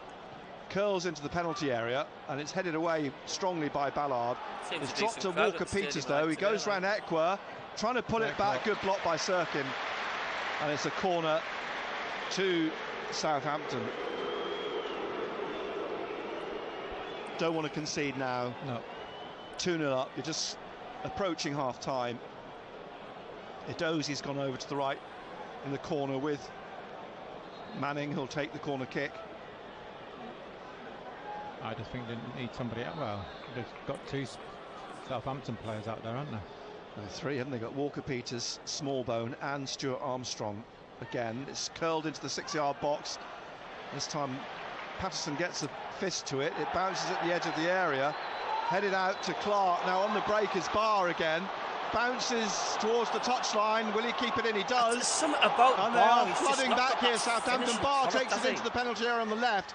Southampton have got 5 bodies back, and Barr gives the ball to Smallbone. After all that, he just basically gave the ball back to Southampton, and now Walker-Peters has it in the corner with Smallbone. Gets it out only as far as Sirkin, who gets it down the line to Clark. Smallbone's all over him, so is Mara. Mara comes away with the ball and then clatters into Sirkin. And the referee gives Southampton the free kick. We're in the last minute of the first half. Sunderland lead 2-0.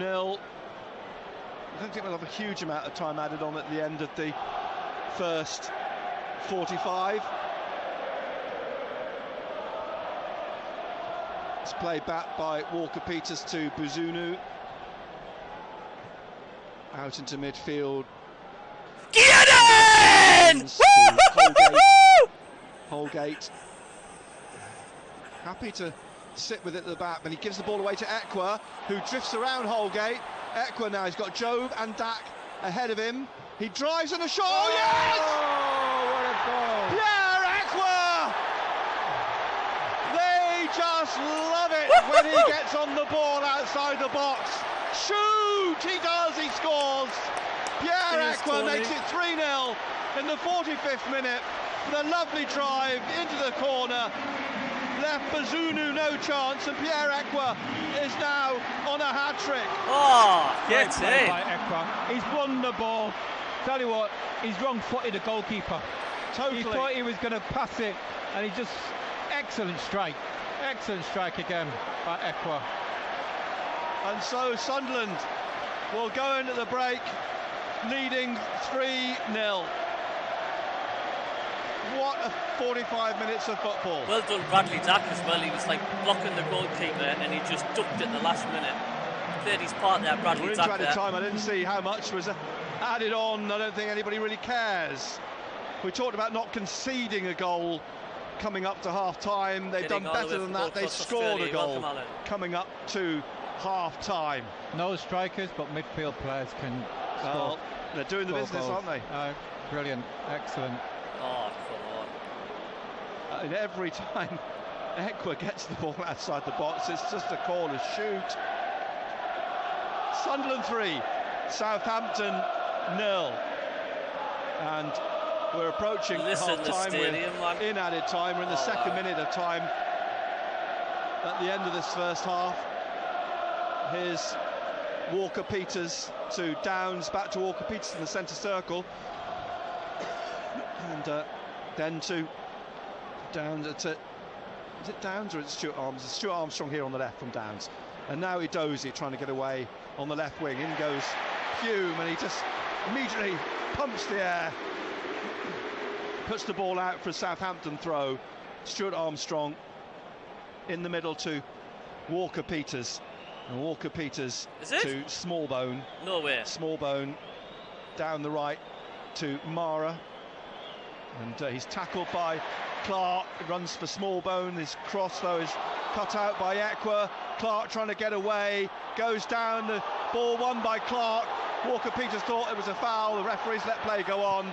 And now Mara has it. Clashes in, collides with Job, and a free kick to Southampton in the centre circle. Unlucky there, Jack Clark. I hope he hasn't picked a knock-up.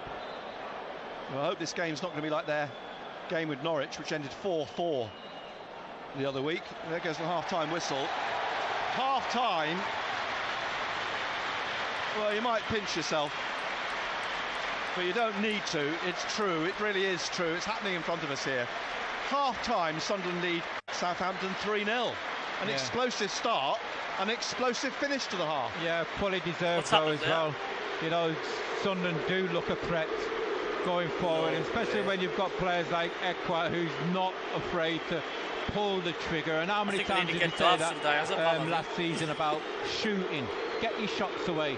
And to be fair, you know, Ekwa, we know he's got a great strike on him, and he deserves his 2 goals. And Jack Clark down that left-hand side does look a threat. We do look a threat, especially on the counter-attack as well, with Barr on this right-hand side. But yeah, excellent start by Sunderland. I have to say, Barr's, you know, last week I thought he was anonymous. This week he's actually got into the game. He has indeed. But yeah, it's a good game. Good game, and you know, the way Sunderland have handled the game, the way we've handled the ball, got forward, caused Southampton problems, especially on that left-hand side. And Ekwa, I've got to say, you know, we've said how good he's been developing, and we're sort of seeing the finished article here, because he breaks play up, he's calm and composed when he's got the ball and at the ball at his feet, but it's also what he does give us, which is a bonus, is that he's a threat around that 18-yard box. He's not afraid to pull the trigger. I don't want to get carried away. It's 3-0. Yeah, that's fantastic. We've been here before. And time to pause the stream because we don't want any adverts and stuff coming on. So we will be back for the second half. Yeah, here we go for some of the Jubilees. Only negative is the ref. He's dreadful. Is he really that bad? Ref's been awful. That yellow card was just stupid. Armstrong knew what he was doing and the ref fell for it. Incredible. And that's what happens when you shoot more instead of trying to walk it in. Despite the ref's bias, the lads have been brilliant. Ref's a disgrace. And someone said what I've just said as well. Isn't it funny? You get rid of some of the dead wood that's maybe upsetting the squad. Transfer deadline day finished. Sunderland look a completely different outfit. So there we go.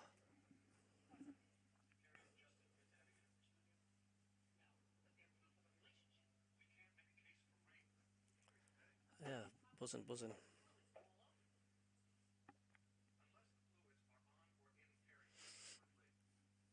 If you're buzzing, hit the like button, hit the subscribe button. Thank you.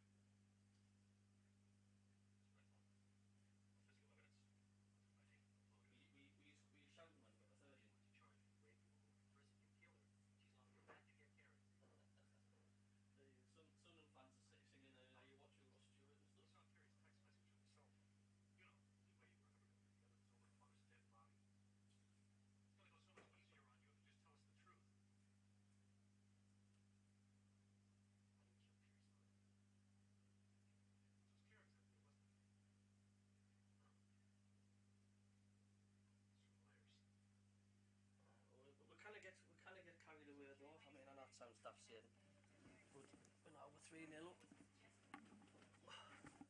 Just showing you Ecuador's goal as well. The way he stepped inside, mate, and just killed it.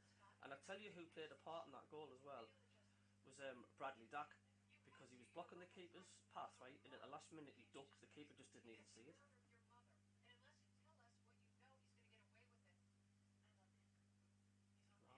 Denver Bar should have had a 1-0.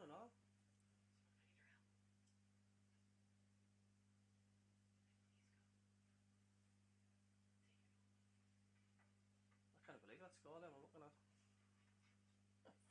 4-3 Southampton full time. That can't happen, can it?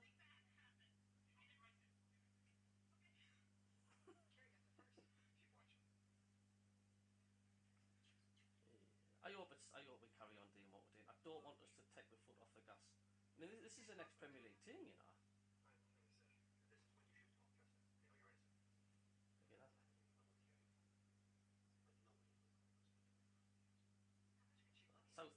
Sheffield United's beaten Everton. 2-1. I Pickford's probably made a howl. Like, if Everton lose against Sheffield United, my God, they're in shit creek already.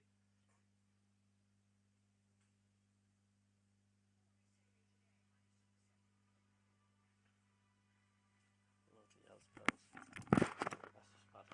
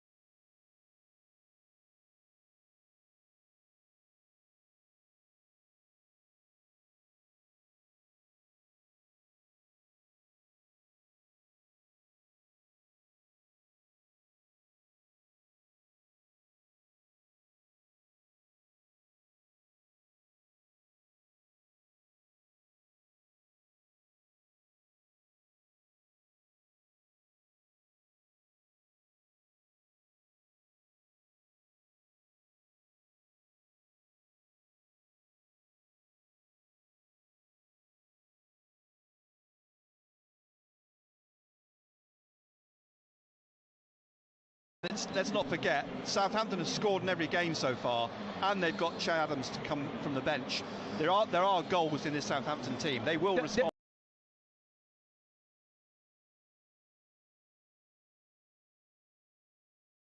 Around about 5 o'clock, building up to that Brighton game that kicks off at 5:30. Just confirmation then of the dates and times which we got this morning as well for the Champions League fixtures. The first game is a 5:45 kickoff on Tuesday, the 19th of September. It is in Milan at the San Siro, away to AC Milan. Then match day 2 on the 4th of October, it is PSG who come to St James's Park. And then match day 3, the 25th of October, Borussia Dortmund are here. And then it's the reverse. So the 7th of November, which is a Tuesday night, again again a 5:45. Newcastle are away in Dortmund.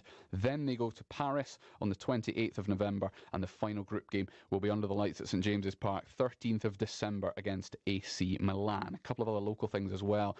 This weekend in Rugby League's Championship, Newcastle Thunder at home to Toulouse at 3 o'clock this afternoon. An absolutely must win to avoid relegation. It is as simple as that. We've also been following the progress of Harry Much, our equestrian rider from Whitley Bay, who's competing at the Burley Horse Trials this weekend. Today he rides both of his horses in the cross country. He's completed that phase with his first horse, Shanbeg Cooley. He now has a combined score of 84.4 after 2 of the 3 phases. We're going to hear from him after the Sunderland match is finished. He rides on HD Bronze, which is his second horse, later on. At the US Open tennis, Jack Draper, one of 4 British players in third-round singles action this afternoon. He's up against the American wildcard Michael Moe. Katie Bolter and Cam Norrie also face unseeded players. Dan Evans is up against the defending champion Carlos Alcaraz. Last night, Novak Djokovic was, well, not lucky, but he avoided a shock.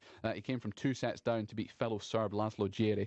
He is going for a record-equalling 24th major title. Caroline Wozniacki is still going in the women's singles as well, the former world number 1. A terrific comeback from retirement. She beat Jennifer Brady in 3 sets. She'll now face another American, the 6th seed Coco Gauff, in the 4th round. And finally in cricket, England women take on Sri Lanka in their second T20 international in Chelmsford this afternoon. It starts in about an hour's time.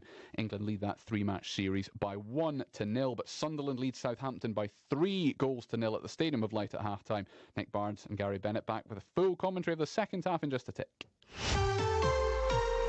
Half-time highlights. Total Sport North East. BBC Radio Newcastle. It's hooked away by Dan Neil. The possible break on the left wing now for Barr on the far side. He's trying to get into the centre and play it across here now to Hume. Hume on the right wing, on the right side of midfield. Great ball in here. Oh, 1-0! And Jack Clark nods the ball home from 2 yards. Sunderland take the lead, and we've played a minute. Barr trying to find a way in, but plays it into Ekwa. Everyone says shoot. He does. Oh, what a goal! 2-0! Pierre Ekwa, left-footed, bottom right corner, and we are in the 7th minute. It is Sunderland 2, Southampton 0. Ekwa now, he's got Job and Dak ahead of him. He drives on a shot. Oh, yes! Oh, what a goal! Pierre Ekwa! They just love it when he gets on the ball outside the box. Shoot! He does, he scores. Pierre Ekwa makes it 3-0 in the 45th minute. Total Sport North East. Nick Barnes and Gary Bennett MBE. BBC Radio Newcastle. And I think perhaps as we strongly suspected, the start of the second half, Sunderland make no changes, but Southampton do. They bring on Che Adams for Stuart Armstrong. They're 3-0 down, and Che Adams, who's scored in every game he's played in the Championship this season, 3 appearances, 3 goals. He's replaced Stuart Armstrong for the second half, with Southampton 3-0 down. Southampton about to get the second half underway. Sunderland attacking the north end of the stadium. Do you think Sunderland should sit back? Do you think they Southampton should are all in the game's run, or do you think they should carry on like black the red left and off dark grey shirts with dark grey shorts and black socks? I think one thing we haven't mentioned is that Ekwa is on a hat-trick. He is on a hat-trick, yeah, I mentioned that at the end of the first half, and he scored the second, and he'll be raring to get that, won't he? Here's Barr on the right side of the penalty area, comes back here now to Hume, whose great ball to Neil, almost on the goal line, pulls it back here, and just over Job, then a drive from Sirkin, a volley on the left, over the crossbar, and Sunderland seemingly starting off where they left off in the first half. 3-0 they lead. Patterson in goal, Hume, Ballard, O'Nien and Sirkin, Ekwa, Neil, Barr, Dak, Clark and Job. Clark with 1, Ekwa with 2. Southampton, Bazunu in goal, Walker, Peters, Bednarek, Holgate and Manning. Back 4, Downs, Smallbone. Why am I still nervous? Stuart Armstrong has been replaced by Che Adams. Mara, Armstrong, Adam Armstrong and Idozi. As the ball comes back to Gavin Bazunu in light blue, away to our left at the bottom of the north stand. Smallbone plays it back away from Ekwa to Bazunu, passing it out then to Manning, back to Holgate, and it's lifted out to the left wing, looking for Adam Armstrong. He hooks it in the air to try and keep it in. It's gone out. It's a throw to Sunderland. On the far side, on the right, Che Adams was linked with a move to Wolves, but I gather there wasn't really ever a deal in place for him to go. He was also rumoured to be interesting Everton, but nothing came of it, obviously. He's back in the squad, he's back playing Adams, but to his side, a 3 down. Here's Bazunu under pressure from Dak, passes the ball out to Mara. Smallbone flicks it back inside to Mara, Ekwa on his shoulder. Downs under pressure from Dan Neil, plays it back to Bazunu, manages to clear Dak with his kick, up to Ballard, who heads it on to Ekwa, and Ekwa now on the halfway line rolls it out to Clark on the left wing. Sirkin coming up behind him, Clark is still going, leaves it now for... Get in! Get in! That's header saved by Bazunu. Back in again! And Dak scores! Dak, Bradley Dak. Bradley Dak, it's 4-0! Jeez, Tony! Southampton couldn't get it clear. Came back into the 6-yard box, and in the 3rd minute of the second half, Sunderland leads Southampton 4-0. Yeah, excellent play by Jack Clark and Sirkin on this left-hand side, combining well. Good ball in, excellent header, but what a good save by the goalkeeper. And it's come back in towards Dak, and he's finished it off.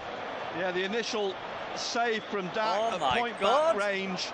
The ball broke out to the right of the 6-yard box, was played back in again. Dak was there still and tapped it home from 2 yards.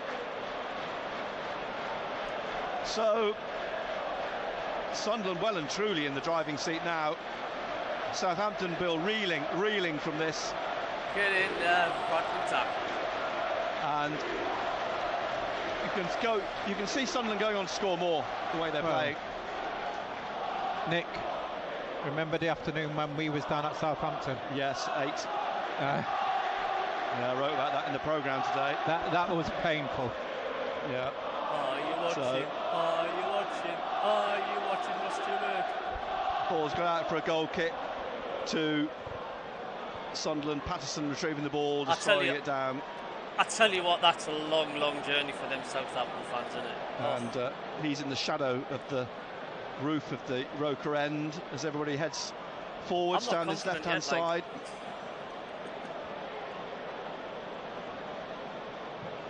Sunderland 4, Southampton 0.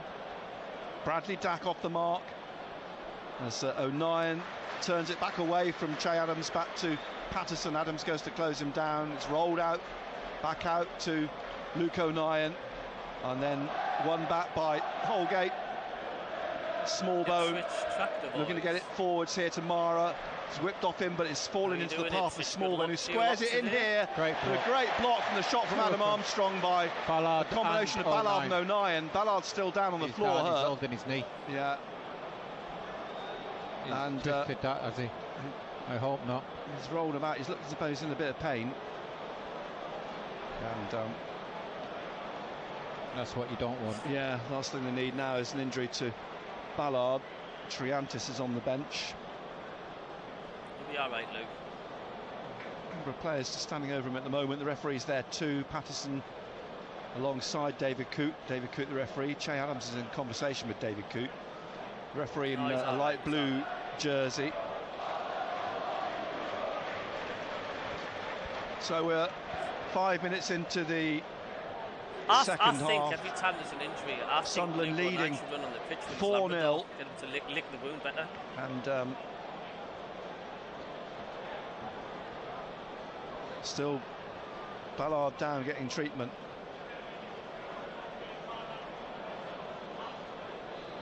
Slightly worrying. Swansea 1, Bristol City 1. Don't think this is looking very good for Dan Ballard.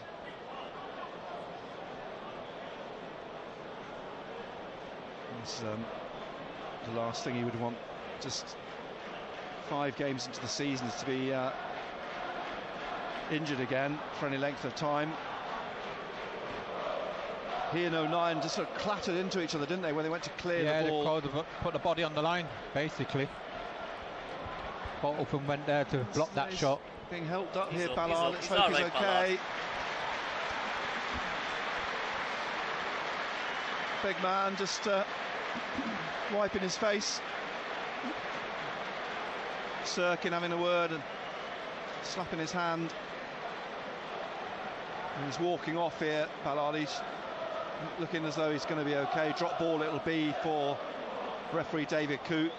Anthony Patterson in conversation with Bradley Dack and Trey Hume at the moment. And Ballard coming back over here. Russell Martin's angry about something. He's having a long conversation with the fourth official about something at the edge of the technical area. I don't know what's got his beef, but Ballard off here. Fourth official just coming down, have a word. And a drop ball. I'm told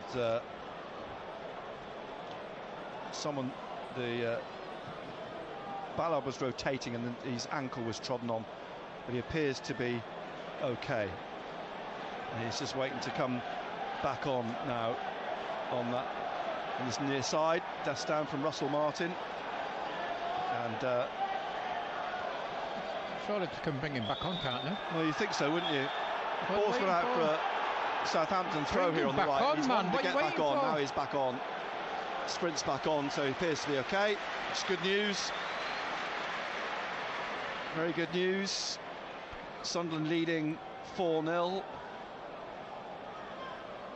It was a Dack attack that added the fourth. Very good, very good. Dack done well today, Bradley Dack, like. Ekwah on a hat-trick. We're in the 54th minute here. As Southampton try and work it down the right wing with Smallbone. Closed down by Jack Clark. Smallbone cutting inside, then rolling it back here to Holgate. He lifts it into the penalty area, headed on into the hands of I'm going to have a guess at the attendance. I'm going to go 41,000. What do you say? Off the head of Adams. Patterson then in yellow at the Roker end. Nobody's going to leave today, are they, surely? The goals, the way they've been coming in at the start and the finish. It's a lovely day. Sun shining. Goals are being scored. And they have indeed. And you think there's more in the tank, wouldn't you? Here's Neil trying to get forwards and trying to play the ball down the line for Barr. It rolls down the touchline. Barr tackled by Manning. It's a throw to Sunderland, 10 yards or so from the corner on the right. And it's left for Hume to take the throw. Take that thumbs up. Thank you very much. Much appreciated. Reminder, 3 o'clock, we've got full commentary of South Shields against Banbury. Simon Pride, then 5:30 full commentary of Brighton against Newcastle. All this on BBC Radio Newcastle. As Neil pulls it down for Hume, trying to lob it into Jobe, looking for the corner, and he gets it. Sunderland's third corner, the first of the second half. And Dack being roundly applauded as he wanders down to take this corner kick on the right-hand side. Credit. We're on Sky, mate. Yeah, confidence-wise. Yeah. So Dack from the right, and then Sunderland only got Barr actually pretty much in the penalty area. Now they break into the box. Dack drives this in, looking for Jobe, who heads it across the back of the 6-yard box. It's hooked away, only as far as O'Nien, who's told to shoot, and he does! Onto the roof of the net. But you know, you wouldn't this afternoon have ruled that out, dipping under and going in. Excellent effort by Luke O'Nien. Dipping shot there. Just landed on top of the crossbar. It's a little bit more dip on that, and Bazunu was he was beaten. So Gavin Bazunu brings the ball out a few yards to Holgate. He swings it out to Smallbone. Up to Mara, tackled by Sirkin, to Clark. Clark now opens up a little bit for him. Clark still going. Clark in the penalty area. Still going. Saved by Bazunu. And he scrambles a save at the second attempt. Great play again by Jack Clark. Southampton will be sick to death at the sight of these red and white stripes on their journey home tonight. They're being taken apart by Sunderland today, up to now. Throw to Sunderland on the far side. Hume will take this. Just back inside the Sunderland half. 57th minute. Pritchard's warming up. That's why the applause. Down away to our left as Southampton work it through to Adams. Looking to get it away on the left again to Adam Armstrong, but Hume slid in, knocks the ball away into touch for a throw to Southampton. What's the Everton score still? And comes back eventually to Bednarek. Holgate just inside the Sunderland half. Bednarek, Downs then to Walker-Peters, Downs again, but Sunderland win it back again, try to get it clear. Dan Neil, and they will bring it back. The referee will bring it back for a free kick to Sunderland here, for a foul on Clark. I just said as well, what's the Everton score? It's in the middle of the... When you just look at Southampton and the way Southampton play, it suits Sunderland, doesn't it, really? It does. You know, they do pass the ball, but there's no tempo to it.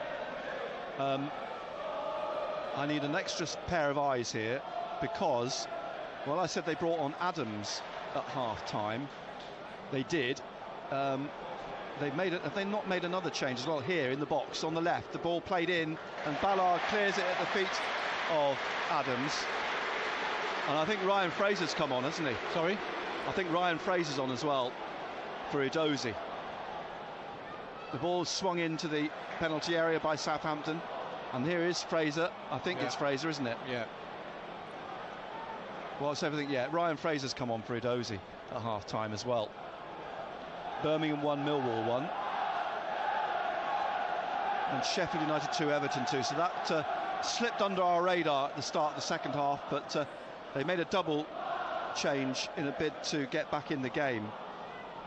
And Ryan Fraser, who's on loan from Newcastle, of course, is playing on the left now as the ball comes back to Bednarek. Oh, fucking hell, Patterson.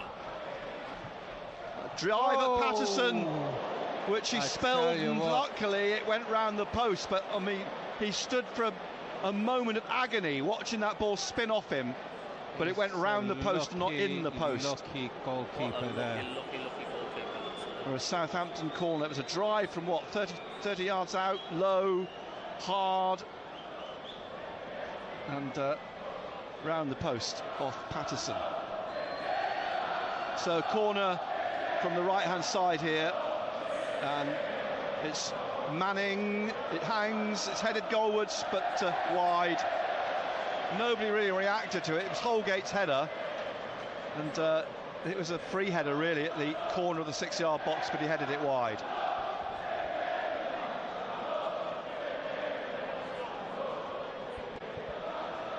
We're on the hour mark. Sunderland 4, Southampton 0. Patterson will be desperate to keep a clean sheet today, as will Ballard and O'Nien, of course, as the ball kicked long by Patterson, headed away by Manning up to Fraser, who's got Hume on his shoulder. Fraser gets it out to the left wing here, and there's a right battle going on the touchline. It's slipped back inside by Adam Armstrong for Downs, and back to Adam Armstrong, and Fraser on his left here. Fraser at the left of the penalty area, chips the ball in, looking for Adams, and now he went down a bit too easily then. I think Sirkin did head into the back of Adams' head, and that's why Adams has gone down, but not as dramatically as Adams is suggesting. And play has gone on. The play is stopped now by David Coote. It is a head injury, technically. Swansea 1, Bristol City 2. Sorry, the thing is, Nick, he's tried to take it on his chest, hasn't he? That's what he's having. I think he was trying to do. Collision of the two players coming together. Yeah. Up he gets. Referee's given him a short span of attention there. Adams back on his feet, rubbing the back of his head, and back with Downs. Flynn Downs on loan from Himir's coming West Ham. on, and Pritchard. Oh yeah, just livening things up, that will. That's the last thing Southampton need, is fresh legs having a go at them. Who do you think for? Job and Dak?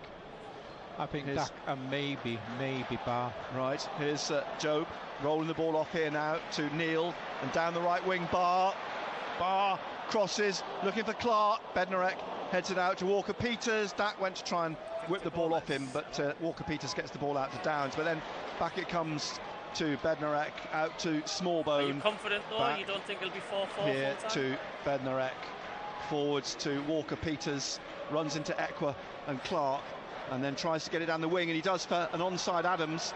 Adams looks up, he's got Fraser in the middle, he's also got Mara here at the edge of the area. Mara trying to get it on his left, Ekwa trying to get it off him.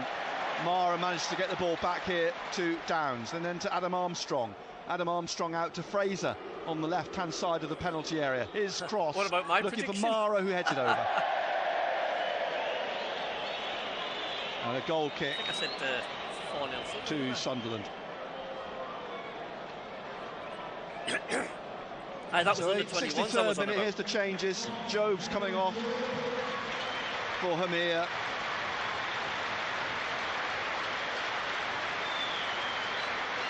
Bellingham, do you think it's been quiet today or good game? No hurry, and Dak coming off for Pritchard.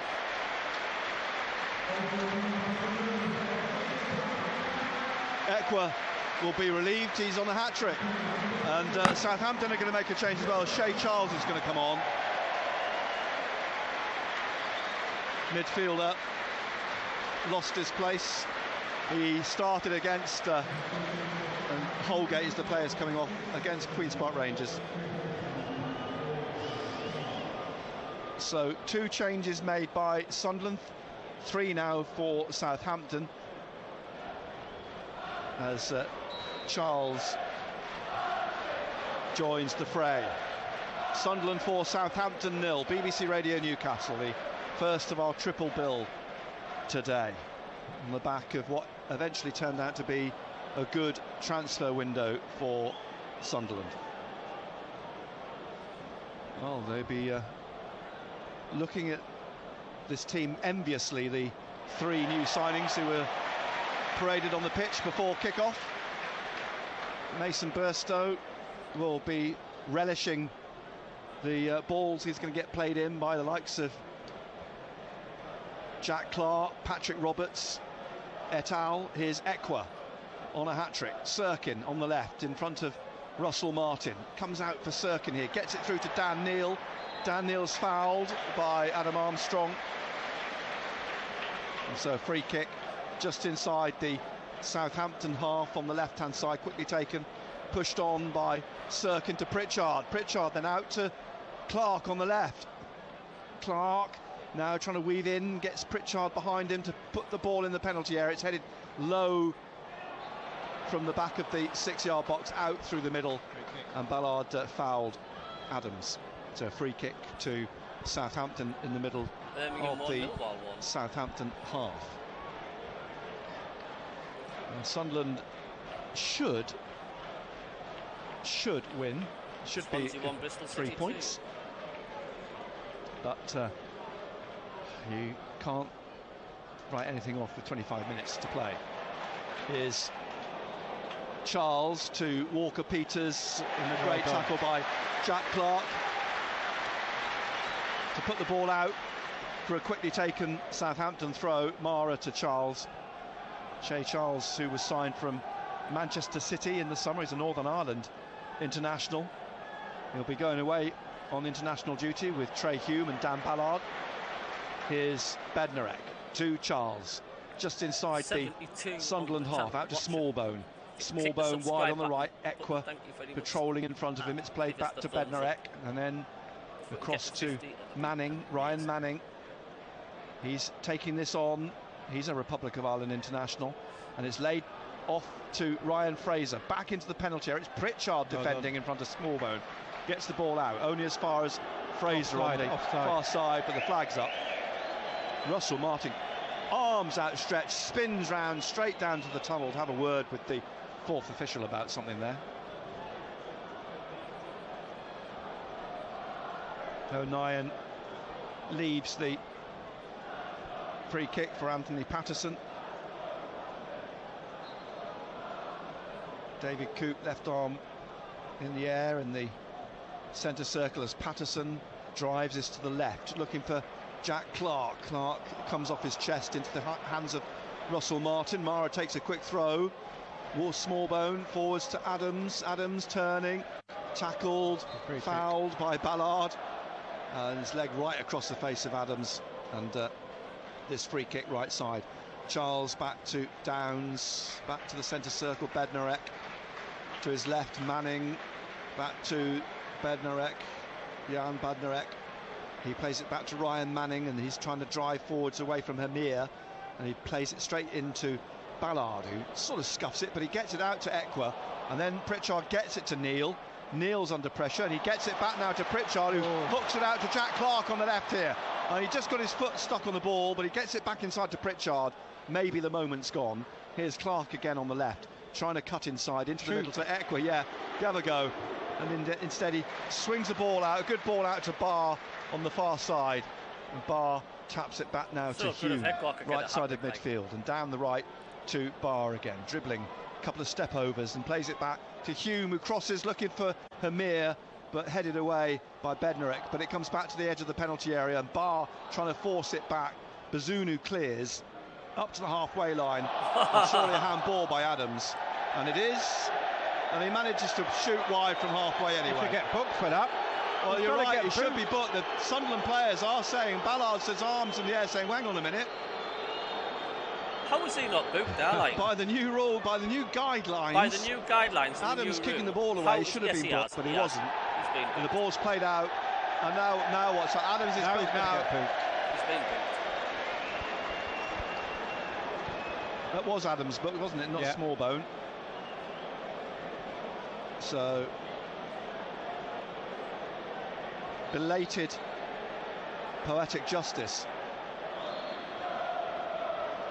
4-0 to Sunderland. A free kick in the centre, taken by O'Nien to Hamir in the centre circle, back to Ballard, out to Sirkin. Ballard's fouled here by Adams. He's playing a dangerous game here and just picked up a yellow card. And he steps over Ballard, who gets up, and Sirkin takes the free kick. Ekwa in the centre circle, through the middle, Dan Neil out to Pritchard, the edge of the penalty area on the left. He dinks it down to Clark on the left, and he's trying to come into the box, but he's run into Smallbone, leaves it for Pritchard. Pritchard trying to come around Mara, but Mara's going to come away with the ball here, and eventually comes back into Hamir. Hamir on his right, onto his left, and he's trying again with his right and puts it wide, but he wins a corner. Unlucky. Tried to get it onto his right foot, he was working it onto his right foot. This is a completely different play again by Ekwa. From what I've been seeing. Ekwa's just trying to say he's worked it onto his left foot, pulled the trigger. Yeah. Well, Amir was trying to put it on his left, put it on his right, put it on his left, put it on his right, left, right. In the end, it was a good 3 or 4 yards wide of the right upright.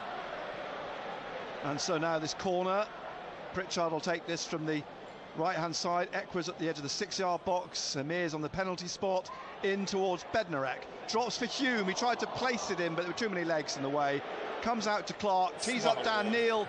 Dan Neil's shot blocked by Smallbone, and it's a chase back for Barr here into his own half to keep the ball in. In the 71st minute, it's still Sunderland 4, Southampton 0. And Barr skips away down the right, leaves it for Pritchard on the touchline, and Pritchard now looking to try and get it through to Dan Neil on the right of the penalty area. Walker-Peters with him.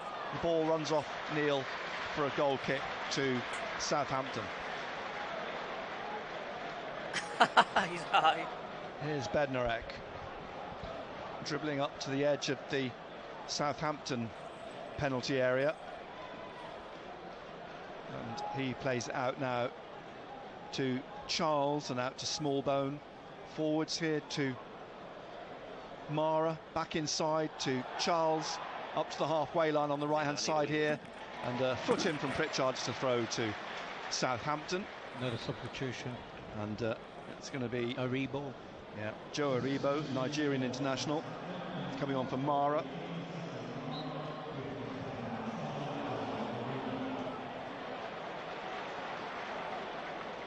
that in the 72nd minute.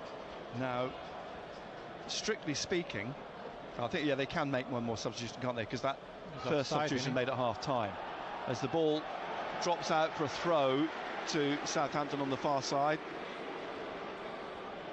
Joe Aribo, 2 goals in the Premier League last season for the former Rangers man.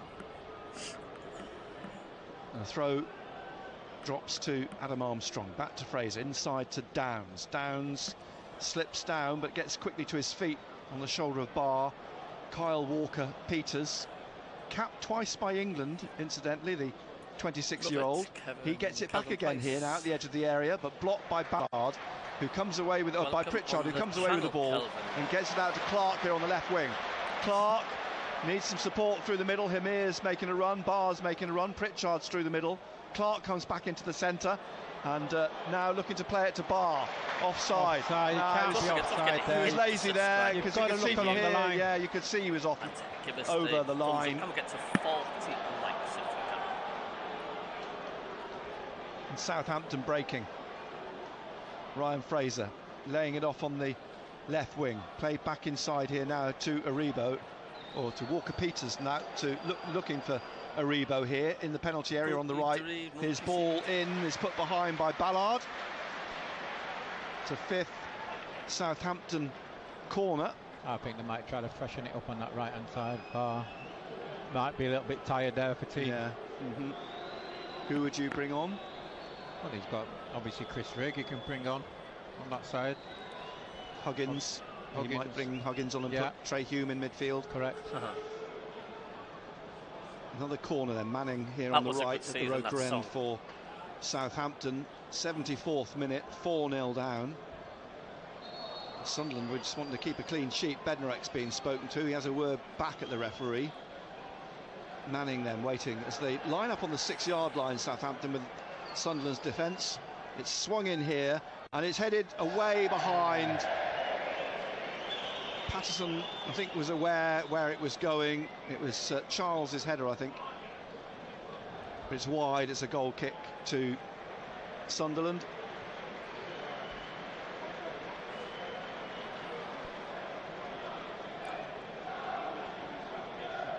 Into the 75th minute. Don't forget, when we wrap up here at the Stadium of Light, we will have full commentary from 3 of South Shields against Banbury, and that's followed by full commentary at 5:30 of Brighton and Hove Albion versus Newcastle United, as the ball is rolled out by Bazunu to Downs, who's fouled by Dan Neil in the centre circle. Quickly takes the free kick. Flynn Downs to Charles and out then to Aribo on this right wing. And he flicks the ball back to not over yet, Charles, back again to Bednarek. Aribo plays with his socks rolled down almost to his ankles. And now played on to Ryan Fraser. Back to Manning, just inside the Sunderland half. Downs to Charles. And then Charles back to Downs in the centre circle. He lays it off to Charles again. Back to Bednarek on the halfway line, pushing it forwards to Manning. Through to Walker-Peters, and he just slips it through to Downs, but a tackle by Himir just puts him off his stride, and now Clark has it. Clark trying to get away and plays the ball out to Barr. He's on the break here. A chase back for Bednarek. He's going to get there first and does, and gets the ball back to Bazunu. Unlucky. But several times, that's the 3rd time a possible break on the wing for Barr. The first in the first minute led to the opening goal. Here's Charles back to Bednarek, towards to Downs on halfway, back to Bednarek in the centre circle, and just rolls it here to Manning again. Aribo's screaming for it. Sirkin's gone with it, but Aribo's made the run, cut out by Ballard. Drops here for Ekwa on the shoulder of Adams, and he's given it away to Ryan Fraser. Fraser tries a shot high over the bar and sails into the front rows of the Roker end. 77th minute, Sunderland 4, Southampton 0. Here on BBC Radio Newcastle and SAFC.com.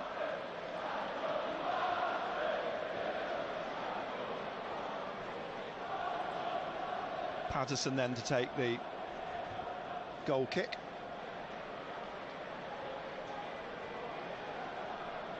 A pensive Russell Martin down at the edge of his technical area. Blown away in the first half, Southampton. 3-0 down at half-time. Here's Bednarek back to Manning, nearly got caught by Clark. Plays it out through the middle to Walker-Peters, who's playing through the middle now rather than at right back. Position's been taken up by Charles. Here's Walker-Peters again, back to Downs, to Manning. Manning, Hamir on his shoulder. Forwards to Ryan Fraser on halfway, back to Ryan Manning. Trying to get it through for Fraser, who's made the run, but smashed away by Luke O'Nien. And it'll eventually bounce out for a throw to Sunderland, which is what O'Nien was appealing for. As soon as it left his boot, because it came off the crowd, Southampton the player. have not panned him at all. And Sunderland will progress to 2/3 inside the Southampton half to take this throw. A discussion going on between Mike Dodds, Mike Proctor and Tony Mowbray. Freshen things up, don't they? Yeah. Hi Stephen, what's your attendance today? I don't know, it's not come up yet. There's going to be a change. There will be a change. Bennett is going to come on. Jefferson Bennett. A bit of pace just to throw at Southampton. Southampton's tired legs in this warm, sunny day. Jefferson Bennett has been called up to play, of course, for Costa Rica. He'll play probably against Saudi Arabia at St James's Park. Here's Sirkin. Down the line to Clark. Back to Sirkin. Back again to Ballard. Adams gives chase. Ballard gets it to Patterson. Adams still chasing. Patterson's kick right through the middle, right down the right side now for Barr to chase. Walker-Peters gets there ahead of him. Plays it back to the goalkeeper. He's shattered.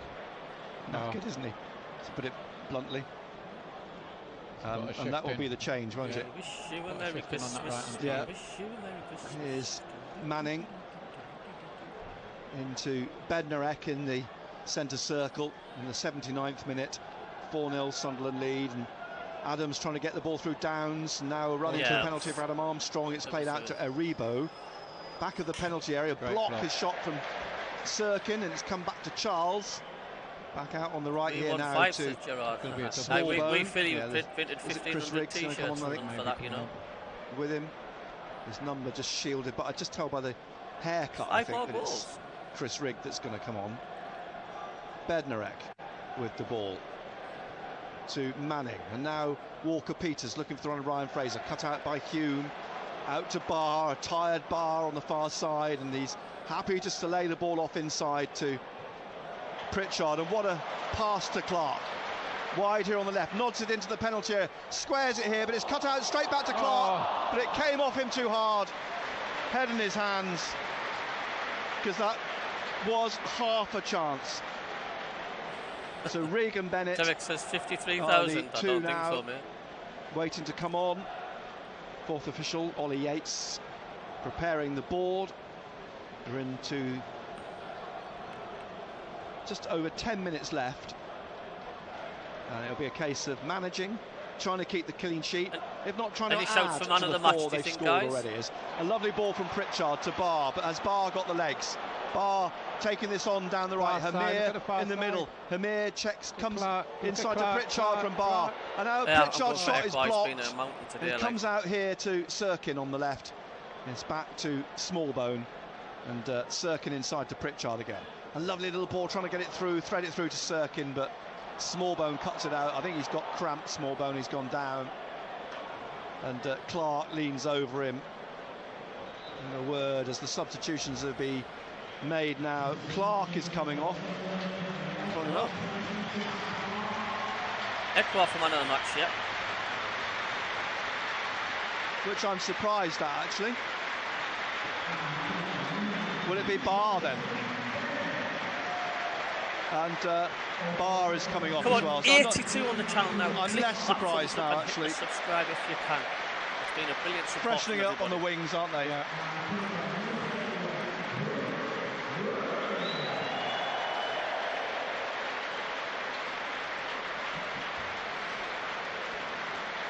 Clark comes off then, he nearly made it 5. Not quite. Scored the opener, nodding home from a couple of yards in 53 seconds. You're enjoying the game, Stuart, says Alex. Barr gets a shake of the hand from Tony Mowbray, pat on the back from Michael Proctor. And there's a throw here. Bennett's first action of the game will be to take a throw on the left. Can't see what that attendance is. I think it's 41,000, is it? 490 or 459? 59, 39. Anyway, we'll hopefully get that confirmed. But 40,000 plus. Here's Bednarek playing the ball forwards down the right-hand side. And it's swept forwards here. 41,459. There we are, as confirmation of that. Carlos Alcaraz has come on for Southampton. Thanks for the subscriber. Thank you. I can't see who's gone off, but it's Smallbone. You could be right. I think Smallbone, who was struggling there, wasn't he? He's gone off. Yeah. Alcaraz is his replacement, the Argentinian. Oh, he's given a free kick. He's given a free kick for a foul at the corner of the penalty area on the left-hand side to Southampton. Right on the corner. Carlos Alcaraz, signed in January actually from Racing Club in Argentina. So Southampton have thrown. Hello Harry, how are you doing there? Cards at it now. That's the 5 substitutions made. Unbelievable score late, trailing 4-0. Free kicks will be taken some 10 yards outside the corner of the penalty area. The substitute Alcaraz is over it as well as Manning, and they line up on the about 10 yards out. It's come on for deflection off Pritchard. He's gone behind for a corner, the free kick. Southampton's 6th corner. It looks, I think, as though Alcaraz is going to take this. Ryan Fraser's gone over there as well. Short corner. Played back to Walker-Peters at the corner of the box. Back to Alcaraz, who crosses, looking for Adams, headed away by Sunderland. Adams will chase it. It's going to roll out for a throw to Southampton at the corner on the right. We're in the 84th minute. Sunderland will be intent now on keeping the clean sheet and possibly getting a 5th on the break.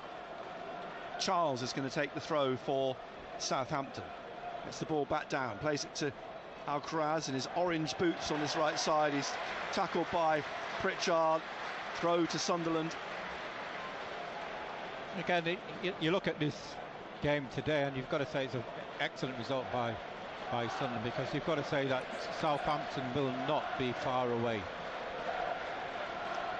They sold, I think, something in the region of £150 million worth of talent, plus they get a £40 million parachute payment, something like that. Not short of a few pounds. The ball's played to Dan Neil, inside from Rigg. Back out to Rigg on the far side. Bennett on his shoulder. Chris Rigg still got it. He's rolled it down, looking to try and get Dan Neil through. He's tackled. Rigg trying to win it back and concedes the free kick. Quickly taken, Downs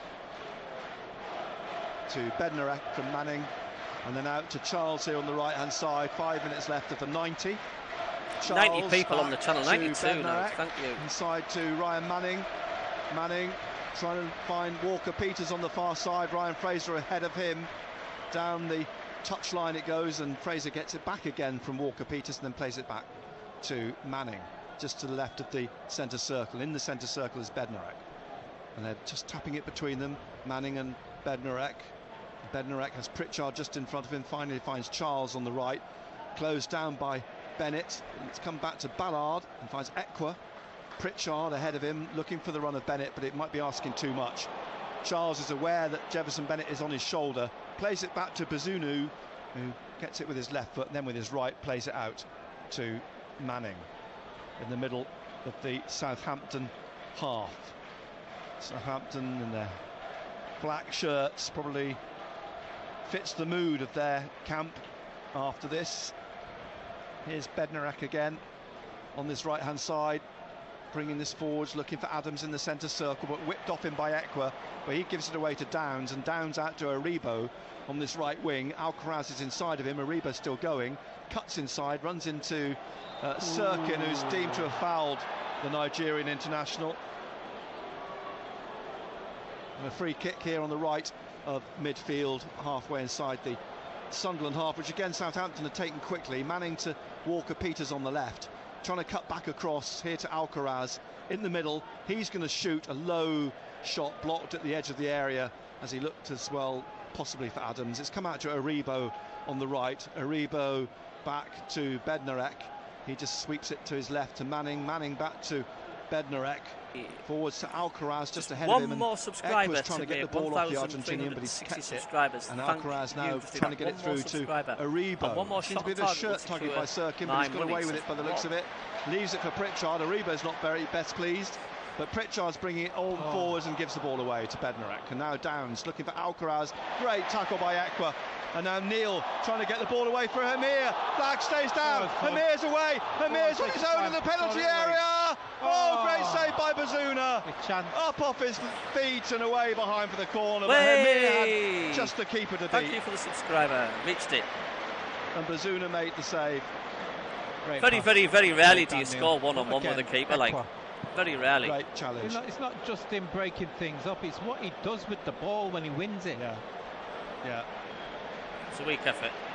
So, a fifth Sunderland corner here. Pritchard going down to take this. North end of the stadium.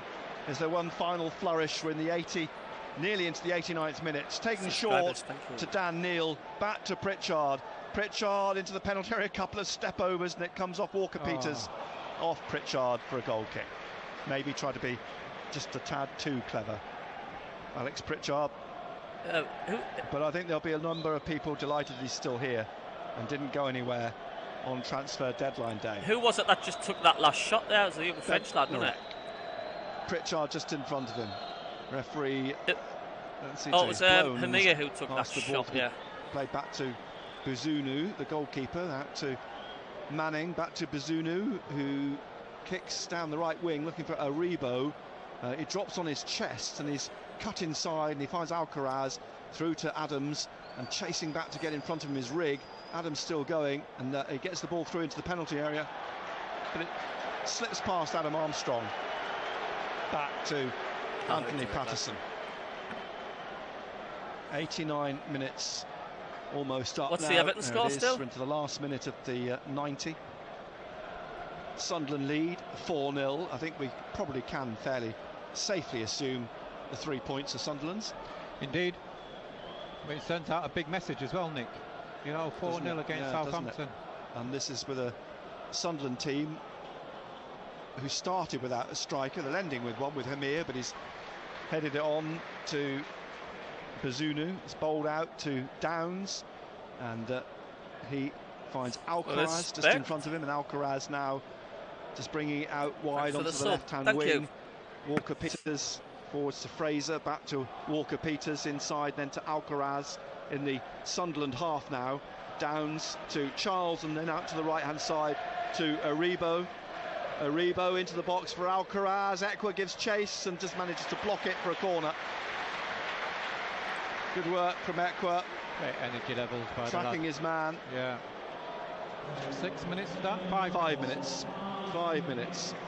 How are you guys feeling? Are you happy? Sunderland make it 5-0 in those 5 minutes. They have to see out this Southampton corner. Here from the right-hand side, Manning, as ever, to take it. Manning the corner. He whips us in with his left foot, and it's headed wide by Charles again. Had an opportunity from the previous corner, headed wide. He's had an opportunity from that corner and headed wide. So goal kick to Sunderland. 40 seconds of the 5 played. And Patterson jogs out, recovers the ball, his foot, plays it back onto his 6-yard line. Ooh. He'll be a very happy Tony Mowbray, I think, this weekend. Very happy Sunderland. Basking in the sunshine as the ball's swept down the left wing. Hamir trying to flick it on, but flicks it out. Offer Southampton player for a throw to Sunderland. Bennett retrieves the ball. He's going to leave the throw for Sirkin to take. Just drops it down. Sirkin comes forwards halfway inside the Southampton half. Has the man of the match been announced yet? 5. Hamir takes it on his chest, back to Sirkin, now Pritchard trying to get the ball through to Bennett. Bennett in the penalty area, squaring it. Oh, it runs behind, but the whistle's gone. Offside on Chris Rigg. I thought he was married. So a free kick to Southampton. It's fine, the play's down the other end. Bazunu then with the free kick. He's light blue, tapping it to Bednarek, back to Bazunu. Kicks then now up to the halfway line.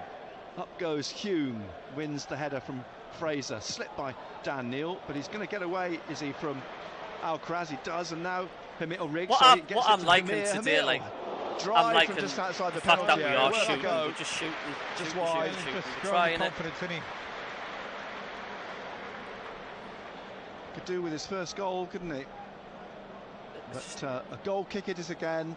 We're into the 3rd minute of the 5, being added on by David Coote. Absolutely, Steve. And Bazunu. It's interesting because Coote is wearing the same colour shirt as the Southampton goalkeeper, so surprised they allow that actually, but clearly they have. Here's Pritchard trying to lay the ball through the middle for Rigg. It's come back to Walker-Peters and back again to Bazunu. He just taps it out to Manning. He drives out to the right wing to Charles, and Charles now looking for Adam Armstrong, away from him by O'Nien to Ekwa. He lays it off to Pritchard and out to Bennett on the left hand side. He's tackled by Charles into the 94th minute now. Sunderland eking closer, not just to 3 points but to another clean sheet. Massive thanks for your support. It'd be nice to keep 2 in a row. And kept the clean sheet at Coventry. Hamir knocking the ball inside. Alcaraz has run onto it for Southampton into the centre circle, and he's just caught by Dan Neil. It's a free kick in the centre circle to Southampton. Quickly taken. Downs to Walker-Peters. Out wide to Ryan Fraser. Back to Walker-Peters. Inside to Downs. Now to Bednarek in the centre circle. Through to Alcaraz. Back to Manning on the halfway line. And then Downs and out wide to Fraser. Plays it straight to O'Nien. O'Nien getting it out. Rigg has knocked it over the head of Manning. It's a chase for Hamir, but Bednarek managed to swing his leg round it in front of Hamir, out for a throw to Sunderland. And we're in the last minute of the 5 minimum being added on at the end of this game, which Sunderland are going to win handsomely. Thanks everybody who's tuned in all our channels today. Hume leaves Rigg, ushered him forwards. He's got Hamir down the line as well. Pritchard's close to him, but goes down the line in the end for Hamir to head it inside, looking for Rigg. Out came Manning. It drops for Alcaraz in the middle, and he's got Ekwa in front of him. If only Ekwa could get on the ball here now, just outside the penalty. Lovely turn by Bennett. Another spin on the ball from Jefferson Bennett. It's theatrics from Bennett. He gets the ball. Get in! And then swings across into the penalty. It's the oil rig. Rigg on his head. It's the oil rig. The oil rig's got it. Scores! Thank you, Tony. In the last minute of the game, Chris Rigg makes it the oil rig 5, Southampton 0. After some magical work. Oh my God! Jefferson Bennett. And what a great header that was by Chris Rigg. But I'll tell you what, Jefferson Bennett. It was like how long has he signed a contract for, Rigg? Unbelievable. Fantastic pirouettes on the ball there, not just 1 but 2. But what a delivery that was. And what is going on? In the 5th minute of added time, Sunderland had a 5th for the afternoon. Get him on Strictly Come Dancing. A good day at the office. You've got to see Bennett again, those 12s. What would you call, what's the balletic term? He span round on the ball twice. And Sunderland FC. Goal for Chris Rigg. Unbelievable, magical, wonderful afternoon at the Stadium of Light. We've played 6 minutes of added time now, and there, I think, goes the final whistle. Sunderland enjoying an afternoon in the sunshine. They've capped off a good transfer window with an even better Saturday lunchtime kickoff. Explosive from start to finish. The first goal coming in Look at the smiles on them 53rd players, second. man. The last goal coming in the 95th minute. In between times, Pierre Ekwa scored 2 and Bradley Dack scored 1. And Sunderland have put Southampton to the sword well and truly. They barely got a touch, they barely got a chance, Southampton, a couple in the first half. But they've been taken apart by Sunderland this afternoon, who started the game without a number 9. 5-0. Well, they've been blown away, haven't they? You know, Luke O'Nine's given Bennett a piggyback. If this is things to come, it's going to be an exciting season again. You know, as I said, we've made 11 signings, and if the strikers can add to that, we don't know what they're going to be like. But you know, we've seen 3 players come on the pitch before the kick-off, and they'll be looking forward to being involved. Salivating. Yeah. They'll be salivating. You know, as I said, I love to play in that. You know, and again, you look at Jefferson Bennett. We haven't seen much of him, but what we did see of him today, great delivery. But again, Chris Rigg, highly thought of, but he still had a lot to do with that header, and what a fantastic header that was. Alex Pritchard and Russell Martin, 2 former Norwich teammates, having a conversation as they come off the pitch here. But while people are leaving now, those who stayed in this 41,500 crowd, well, they have been royally entertained this afternoon by Sunderland. It's going to be a long journey home for Southampton. Sunderland keep another clean sheet. Southampton have failed to score for the first time this season. And Che Adams, who's scored in every game so far, fails to score for Southampton.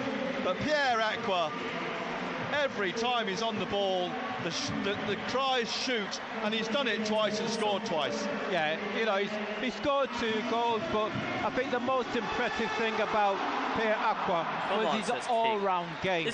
You know, he's in there to break things up, get on the ball, but when he does, he's so calm and composed that, you know, the usage of the ball as well when he wins it, you know, makes things happen, and he's getting better and better each game. So you can hear them singing "He's one of our own." What a finish for Chris Rigg as well, to get his first. Thanks, Alan. Thanks, second, championship goal of the season, or first championship goal of the season, second of the season, scored in the League Cup. I mean, so Dan Neil, every one of the Sunderland fans in the stand leave here with Chris Rigg, Joe, and Dennis Sirkin just lapping it up, and. A shame in a way. We've got to wait 2 weeks for the next game at Queen's Park Rangers. Well, you know, you look at it, and you know, Tony Mowbray will be thinking he doesn't want to break at the present moment. You know, 2 clean sheets. The team are playing well, and we've got players to come in to fit into there. You know, hopefully, fingers crossed, that'll improve us. Yeah, sure. A remarkable afternoon. One to be enjoyed, one to be savoured, one to be talked about. I suppose in one sense not having a game until Queen's Park Rangers in 2 weeks' time gives us all the more time to talk about how good this afternoon's game has been. It's ended, the first of our triple bill today on BBC Radio Newcastle. It's ended, Sunderland 5, Southampton 0. Thank you, Barnesy. Thank you, Benno. Sunderland signed 4 players yesterday. They needn't have bothered. They've beaten Southampton by 5-0 at the Stadium of Light. An extraordinary. Well, there we go. That's just unbelievable, isn't it?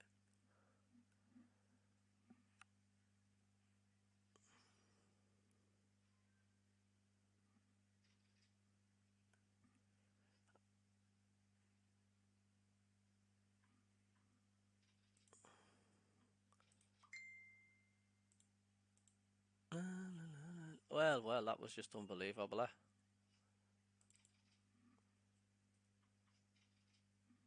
Unbelievable.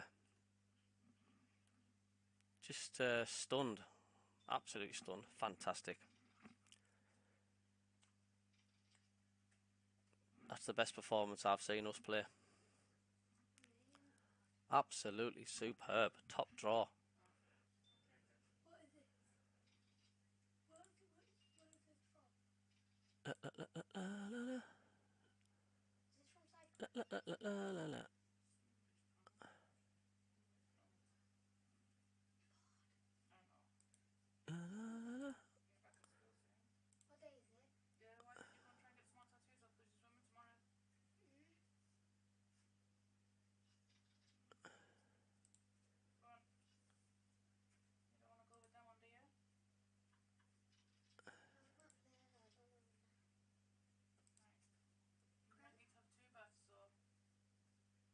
Violent. Hey, I'm back. Hello. Hi, back. I'm on. Well. Sorry, that was terrible. You're welcome. Class Do Terry. you remember when? Oh, you're watching Ross Stewart. Cabby always used to send screenshots of memes. Like there was one of Marshmallow Man over in New York, and he said, "Oh, that's Sam Smith on his first score in New York." Yeah, I remember that. That was quality, that wasn't it? That was so good. Or there was the Danny DeVito and Gordon Ramsay as babies.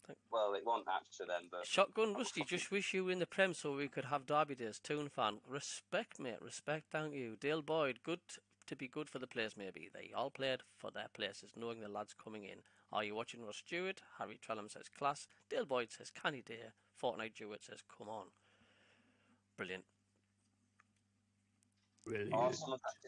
There's this account called the 48 latest, who I think is a Sunderland fan, but he does EFL, you know, and someone's just commented in the comments, Stuart who? Oh my god. To be honest with that comment, I know we haven't had him in our squad for months. So we're used to it. We're not like, as soon as he's left, we're going to cry about it. It's just one of those things we have to deal with. I bet Mowbray seemed a bit down, didn't he, in Preston press conference and Ipswich. Do you know how many Sunderland won by? Ipswich, but 5-0. What? I'm just telling me, boy. Oh. He's not bothered.